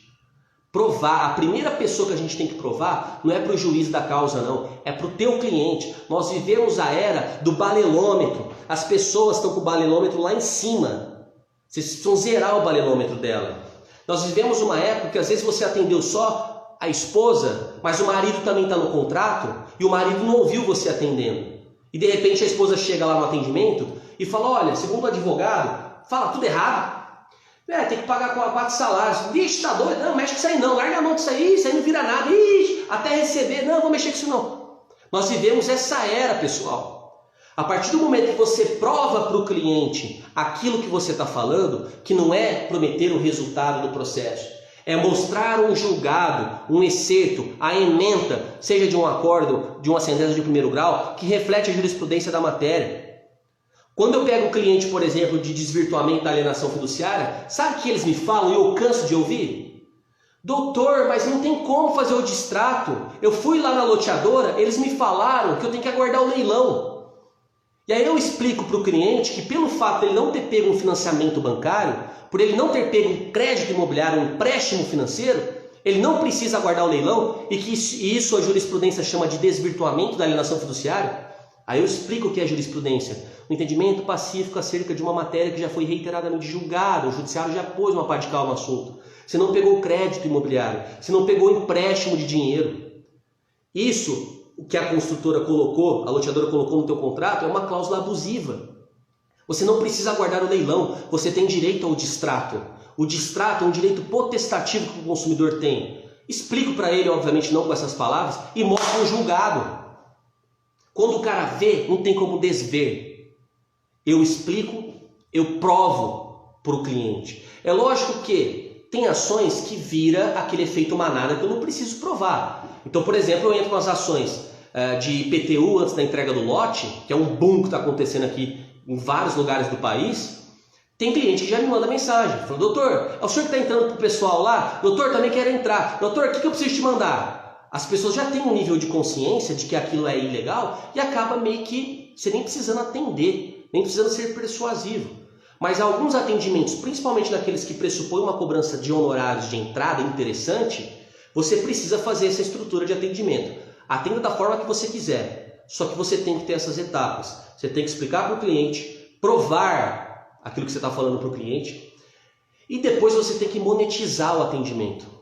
O atendimento ele tem que flertar com valores, porque do contrário fica uma coisa muito distante. Pessoal, advogado, põe uma coisa na cabeça de vocês: em ações indenizatórias, advogado vende dinheiro. Para pensar, o âmago, o ponto nevrálgico, nossa atuação em ações indenizatórias, a gente vende dinheiro. A gente cobra uma entrada ou não para receber um percentual do proveito econômico dele. Então eu conquisto um dinheiro para ele e ele me paga uma parte desse dinheiro. Eu estou vendendo dinheiro. O meu serviço jurídico é um veículo. É um veículo. O fim do caminho é o dinheiro, é a indenização, em ações indenizatórias. Então a gente acaba vendendo dinheiro. Então, se você não trazer o atendimento para um lance de monetização, despertar a ganância no bom sentido, onde vai se vislumbrar o proveito econômico, vislumbrar receber um dinheiro. Por exemplo, quando eu fechei o caso do cliente, quer ver, eu falo hoje, eu fechei um caso de distrato. Distrato, eu acho que foi de lote. Distrato de lote antes da nova lei, não edificado. Houve emissão da posse, houve entrega do lote, mas é um lote não edificado, então não tem aquela taxa de fruição, taxa de ocupação. Depois que eu expliquei e provei ao cliente que ele não precisa se submeter ao leilão e que ele tem direito, eu provei, mandei um julgado para ele. Eu fiz o cálculo por cima, eu não calculei exatamente o valor, mas eu peguei um julgado que estava mandando restituir 80% do valor, expliquei que a corretagem não incluiria, porque é um extrato por iniciativa, por culpa do consumidor, então a corretagem não vai ser ressarcida. Fiz o cálculo, mostrei para o cliente, ou seja, eu estou monetizando o atendimento. Eu estou falando, olha, pelos cálculos, se fosse hoje, teria correção monetária ainda, seria em torno disso. Eu estou monetizando o atendimento. Depois que eu monetizar o atendimento, eu tenho que fazer com que ele ache que aquilo que eu vou cobrar é muito mais caro do que realmente ele vai pagar. Eu não me lembro exatamente do valor que eu ancorei, porque eu falo com muitas pessoas durante o dia. Mas eu estava pensando em cobrar algo em torno de 3, 4 salários, mais ou menos isso. E o valor alto que ele tem para receber, ele pagou muitas parcelas, mas ele não dá mais conta de pagar. Ele se separou da mulher, e o IGPM galopou, e aquilo perdeu sentido para ele. Ele comprou um lote numa cidade vizinha. Perdeu sentido, não tem nem sentido afetivo e nem sentido financeiro. Só que ele achou que tinha que aguardar leilão. Para cima de mim, não. É o maior escândalo jurídico do país. Desvirtuamento da alienação fiduciária. É um absurdo. Eu nem sei como o Ministério Público ainda não tomou nenhum tipo de atitude em termos de ação civil pública disso. Enfim. Mas nós advogados podemos fazer justiça para muitas pessoas. Para muitas pessoas mesmo. Isso é muito gratificante. E aí eu fiz o cálculo para ele. E mostrei para ele. Só que aí eu precisava transmitir a sensação que ele iria gastar mais do que realmente ele iria. Pessoal, isso é íntegro. Isso é gatilho mental. Chama ancoragem. E aí, como eu queria cobrar 3 ou 4 salários, eu não lembro exatamente, eu precisava fazer com que ele ficasse com uma sensação que ele iria gastar mais do que realmente eu iria cobrar. Pessoal, imagina, por exemplo, que você acha, por alguma razão, que um serviço que você quer contratar, na tua cabeça, custa R$ 1.200. Sei lá, consertar alguma coisa na sua casa, uma pintura, custa R$ 1.200. Você fica com isso. Por algum motivo. Nossa, R$ 1.200, R$ 1.200. E quando de repente te passa um orçamento em R$ 400, você fala, uai, contraste de valor. Você suavizou. Porque se você passa o valor de maneira direta, a pessoa não vivenciou o contraste. Então, nesse caso, como era um valor muito alto, eu não lembro se era 60, 70 mil reais que ele tinha para receber. Os 80% dos valores que ele pagou. Em torno de 60, 70 mil reais. O que eu falei para ele? Eu falei para ele que eu cobrava 30%, sendo metade antecipado e metade ao final. Então eu usei essa estratégia de um valor maior que eu iria cobrar, que é o que normalmente, como política de cobrança, a tabela da OAB e também honorários de entrada, para que eu toque o processo do começo ao fim e não receba apenas no final, 30% sendo metade antecipado e metade ao final. Se você for fazer 30% de 70 mil, é 21 mil reais, né? 30% de 70, 21 mil reais. Metade antecipado seria 10.500 reais. Só que quando você passa um valor maior para o cliente, você não pode falar muito rapidamente, que o valor real é outro. Por quê? Porque ele precisa vivenciar, ele precisa passar por esse tempo de exposição, de ancoragem suficientemente. Imagina, por exemplo, você chega numa loja de tênis, né? O tênis da Nike, o vendedor vira e fala assim, tá vendo esse tênis aqui de 1.200? Está por 400 reais. Você não vivenciou o contraste do valor. Então você transmite a sensação que o valor vai ser muito maior do que realmente vai ser. Você precisa sempre, no atendimento de cobranças de honorários, que você vai cobrar a entrada, você precisa usar a técnica da ancoragem. Só que ela não funciona sozinha. Por quê? Porque se você negligenciar os outros atendimentos, as outras etapas do atendimento, vai enfraquecer a ancoragem. Quer ver um exemplo? Nessas etapas do atendimento, eu expliquei para o cliente, eu provei para ele. Não é garantir o resultado do processo, não. É mostrar que tem segurança jurídica no que eu estou falando. É mostrar que isso não é fake news, que o balelômetro dele vai zerar. Quando ele vê, não tem como desver, já dizia o Érico Rocha. Eu mostrei, eu provei para o cliente, tá vendo aqui um caso idêntico ao seu, tá vendo? Mostra, prova para o cliente. Provar para o cliente é mais importante do que provar para o juiz. Eu falo brincando. O que acontece? Quando eu provei, eu monetizei, eu flertei com a indenização. Eu tenho que despertar algo de ganância no bom sentido, onde ele tem que vislumbrar uma expectativa indenizatória a receber, certo? Quando eu passo o valor, eu tenho que ancorar e deixar ele exposto na ancoragem um determinado tempo. Depois que eu deixo ele exposto à ancoragem um determinado tempo, eu passo o preço. Tudo isso fez sentido para o cliente porque a sensação da troca do dinheiro valeu a pena. Não importa o percentual que eu cobrei no final, se é 10, 15, 20%, 30%, não importa agora. Vamos supor que vamos supor, de 70 mil reais, vamos supor que eu tenha cobrado 20% dos honorários vinculados ao êxito. Só que os 70 mil reais ainda vai ter a correção monetária durante o tramitar da ação.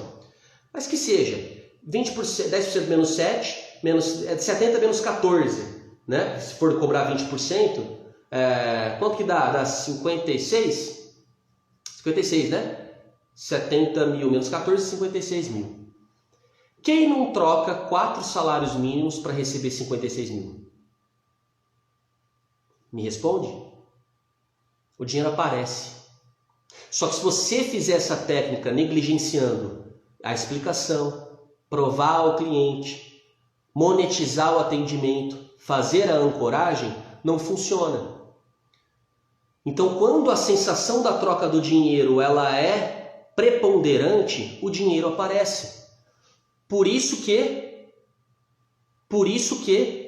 o dinheiro apareceu. Apareceu um Pix na conta do escritório de uma outra pessoa. Não sei se a pessoa pegou emprestado com algum parente, com algum conhecido, com o empregador dela. Então, o que é isso, pessoal? É você aumentar o nível de consciência da pessoa para ela te contratar e suavizar o atendimento, onde você usa certos gatilhos. Olha como é que é fácil. Ficar bom em captação, ser fácil de ser encontrado. Saber atender. Saber atender. E depois que você faz, sabe, você fica fácil de ser encontrado, porque a sua intenção é um nicho adequado. Você sabe as características de um nicho adequado para você, conforme eu falei nessa live. E aí você ficou bom em captação. Você é fácil de ser encontrado. Você sabe atender e precificar. Você sabe fazer isso. Aí o que você tem que fazer também? Saber antecipar os recebíveis. saber antecipar os recebíveis. Então, como assim antecipar os recebíveis? É sempre bom você ter estratégias de propostas de acordo. Tem hora que eu não faço, porque eu já sei o entendimento daquela construtora, eu já sei o entendimento daquela loteadora, eu já sei, porque eu já ouvi do advogado da parte contrária que eles não estão fazendo acordo nesse tipo de matéria. Então não tem porquê eu usar a minha estratégia de acordo. Mas eu vou dar um exemplo a vocês. Eu entrei com umas 17 ações em fase de uma loteadora que para mim era nova. Eu não conhecia essa loteadora. Entrei com as 17 ações, eu acho que era IPTU antes da entrega do lote. No que eu protocolei as ações, eu descobri o contato do advogado da loteadora, mandei um acordo, mandei uma proposta de acordo, falando, olha, eu tenho esses seguintes processos aqui que discute essa questão, pacificado, enfim. Mandei a relação dos protocolos do ajuizamento e fiz uma proposta de acordo. Qual foi a proposta de acordo? Detalhe, pessoal, sempre que você fizer uma proposta dessa, ressalva que ainda depende dos clientes, dos seus clientes anuírem, para não correr o risco da proposta vincula o proponente. Imagina se daquela relação de 17 clientes, algum cliente, e sempre tem cliente, seja, você vai pegar gente de tudo quanto é tipo. Vai ter cliente chupeta? Vai ter cliente que vai falar, doutor, eu não quero abrir mão de 1 centavo. O que o juiz me der, tá dado, tá bom. O negócio compensa pra caramba. Vai ter cliente assim. E fazer o quê? Faz parte do jogo. Ou você não tem capacidade para ser empreendedor, porque isso vai fazer parte da tua vida profissional. Mas o que eu faço? Eu faço a proposta, ressalvo para o advogado. Falo, olha, essa proposta depende da anuência dos clientes, tá bom? Eu preciso ainda anuir, mas dentro dessa proposta, eu vou recomendar o aceite. E fiz lá. Aí eu tinha colocado uma proposta. A maioria não tinha pago, porque eu entrei para não precisar pagar. Nas ações de IPTU antes da entrega dos lotes, boa parte dos clientes você vai entrar com uma ação de obrigação de fazer para que a loteadora assuma os pagamentos do IPTU. Por que não é inexigibilidade da cobrança? Porque não é ela que cobra, é a prefeitura. Então eu entrei com ação, boa parte era para não precisar pagar. Mas tinha um ou outro cliente que havia pago o IPTU do exercício inteiro. Aí eu fiz a seguinte proposta. 90% dos valores corrigidos de quem pagou, comprovadamente nos autos, e de quem não pagou, o reconhecimento da obrigação de fazer, vocês assumam daqui para frente, e pedir minha sucumbência, eu não lembro exatamente o valor, mas eu não me lembro se foi algo em torno de 80% do salário mínimo, 70% do salário mínimo, alguma coisa assim. Sei lá, R$700, R$800. Porque eu sei que o juiz iria arbitrar por equidade. Tem juiz na minha comarca que arbitra em R$3.000. Inclusive ele coloca na sentença, coisa linda. Eu amo o juiz que respeita advogado. Ele coloca na sentença um artigo de um ex-presidente da OAB falando de honorários módicos, da valorização da advocacia, que valorizar o advogado é valorizar o jurisdicionado, que o advogado é indispensável à administração da justiça, como sempre repete e nos relembra bem o nosso querido e saudoso doutor Hércio Quaresma. Tem juiz que arbitra honorários vinculados, honorários sucumbenciais, aplicando o parágrafo 8º do artigo 85, por equidade. Óbvio, tem que arbitrar por equidade, mas aplica e aplica bem. Então tem juiz que arbitram R$3.000 de sucumbência, R$2.500, R$2.000, uma boa parte um salário mínimo, R$1.500, e se arbitrar num valor extremamente módico, eu recorro para majorar de maneira a não aviltar a minha atividade. E aí, eu fiz uma proposta. Estou abrindo mão de receber um valor que eu receberia? Sim, mas eu estou antecipando recebíveis. Eu preciso ter esse tipo de estratégia, né? E é lógico, se de repente houver uma aceitação por parte da parte contrária, eu vou entrar em contato com os clientes e falar, olha, tem uma proposta no seu caso que é simplesmente eles vão assumir. Porque o cliente que não teve desembolso, ele não vai ter restituição financeira. Ele simplesmente não vai ter a dor de cabeça de ter o nome sujo se a loteadora não assumir o pagamento do IPTU. Por quê? Porque a jurisprudência entende que a prefeitura, enquanto entidade fazendária, não tem o dever de imiscuir-se entre o particular consumidor e o particular construtor, a loteadora.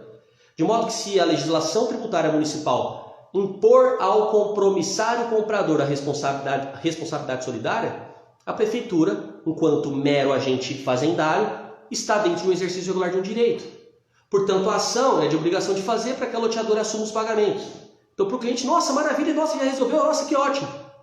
E detalhe, sai uma tutela de urgência favorável ou faz um acordo rápido, você nem precisa se preocupar tanto com marketing jurídico, a coisa bomba, né? O boca a boca digital é muito forte. Por quê? Porque o nicho é muito bom. O nicho do direito imobiliário voltado ao consumidor, a escalabilidade é absurda. E aí, então, mas eu tenho técnicas de propostas de acordo. E aí o que eu faço? Flash de direito. Boa noite, tudo bem? Pessoal que entrou agora, legal. Boa noite a vocês. O que eu faço, pessoal? A Mami dos Anjos, né? O que eu faço, pessoal? Super simples. Eu faço a proposta de acordo, ressalvo que eu dependo do que os clientes aceitem, não deixo os clientes participarem do circuito de negociação, mas não fecho acordo sem falar com eles, obviamente. Extraio o máximo. Então eu tenho esse tipo de estratégia. Por quê? Porque eu antecipo recebíveis. Vamos supor que a loteadora tenha aceito essa proposta. Quanto que não dá aí R$700 vezes 17 processos de sucumbência, monetizando de maneira rápida? Da qual, e tem um detalhe, quando você traz aquele provimento jurisdicional muito rápido para os clientes, a captação, o efeito manada começa a ficar mais latente. Por quê? Poxa, eu entrei, já deu certo. Eu entrei, já resolveu. Aí eu entrei, já teve uma tutela de urgência. Porque você entra com uma ação dessa, boa parte dos juízes dão a tutela de urgência. Matéria pacificada. Eu sei que tem juiz que não vai dar. E eu explico isso para o cliente. Eu falo, olha, em que pese a matéria ser juridicamente segura, vai ficar gravado assim. Obrigado pela pergunta. Em que pese a matéria ser juridicamente segura, tem juiz que em sede de cognição sumária não dá a tutela de urgência.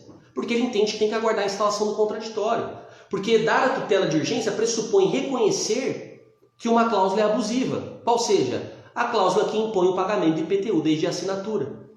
Portanto, você tem que saber que pode acontecer, quando você começa a advogar em massa, o que vai acontecer?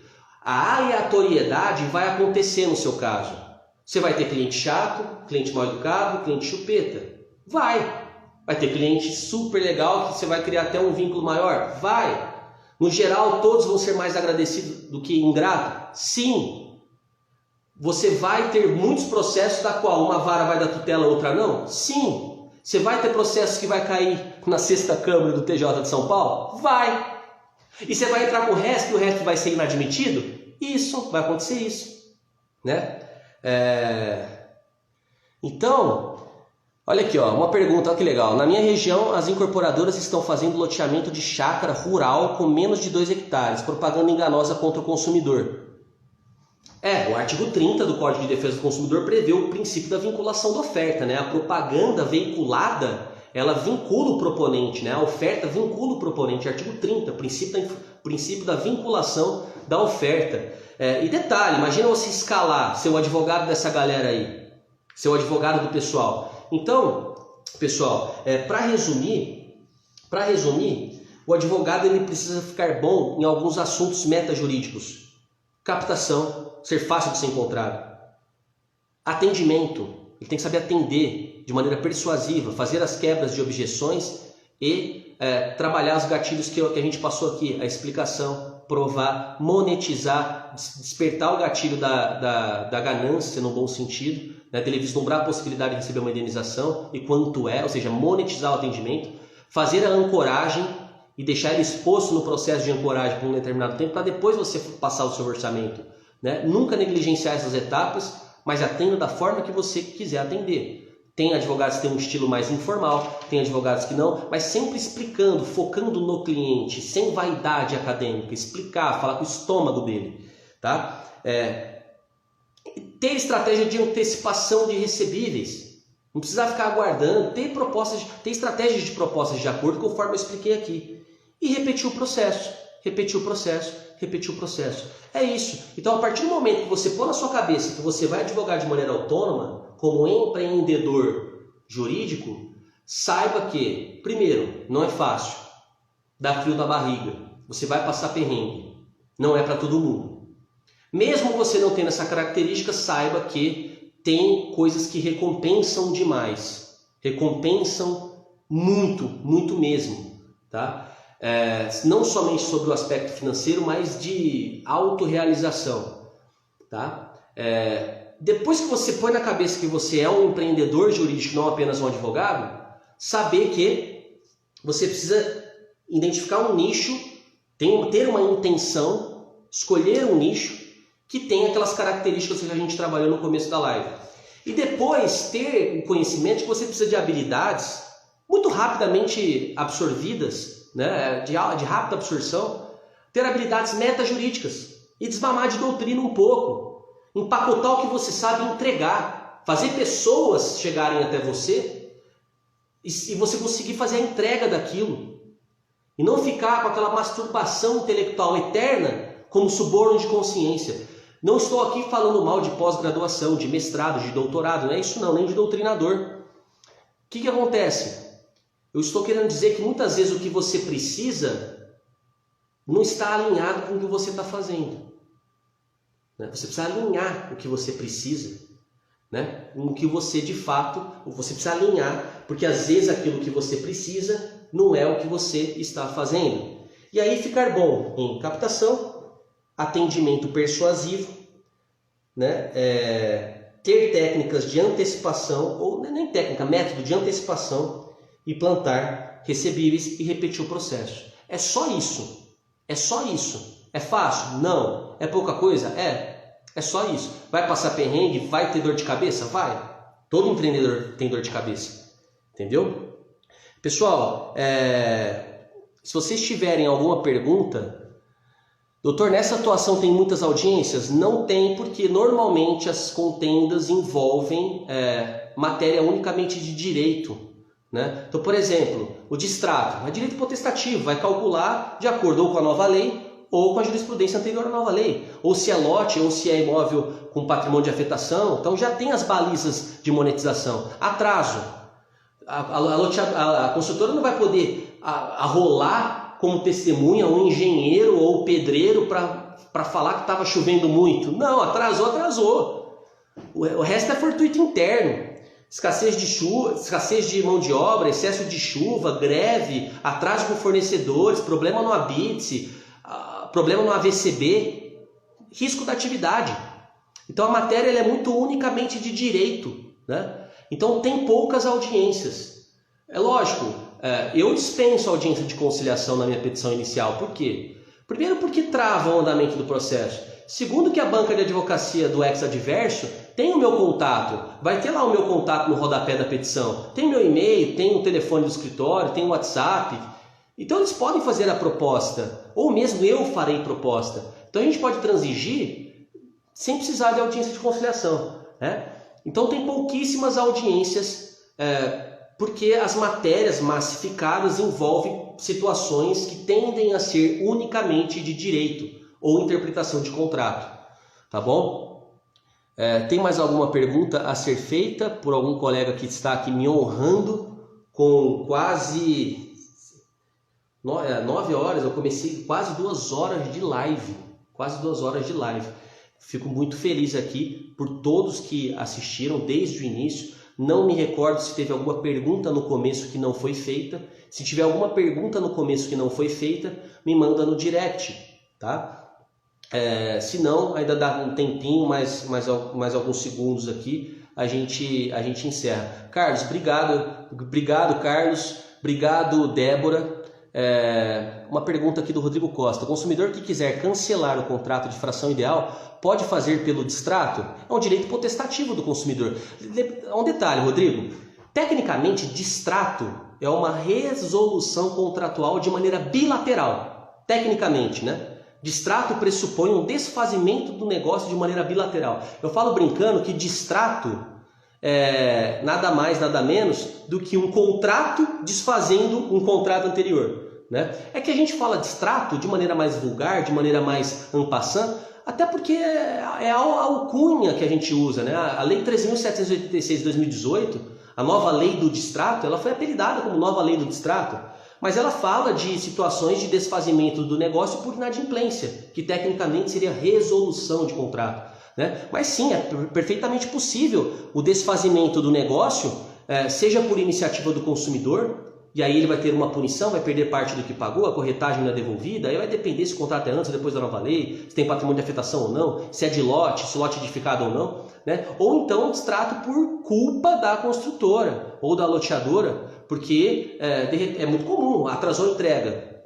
Um vício construtivo insanável, metragem menor. Às vezes teu cliente não quer a indenização da metragem menor, a famosa ação quanti minores. Às vezes ele quer a resolução do contrato, porque aquele vício construtivo é insanável, de modo que ele não quer mais o imóvel, ele quer rejeitar a coisa, né? Então você vai dançar conforme a música, mas sim, é possível, é um direito potestativo do consumidor, o distrato, principalmente em casos de culpa da loteadora ou da construtora, tá bom? O Tiago, a Débora, obrigado, Débora. O Tiago, parabéns pela exposição, doutor.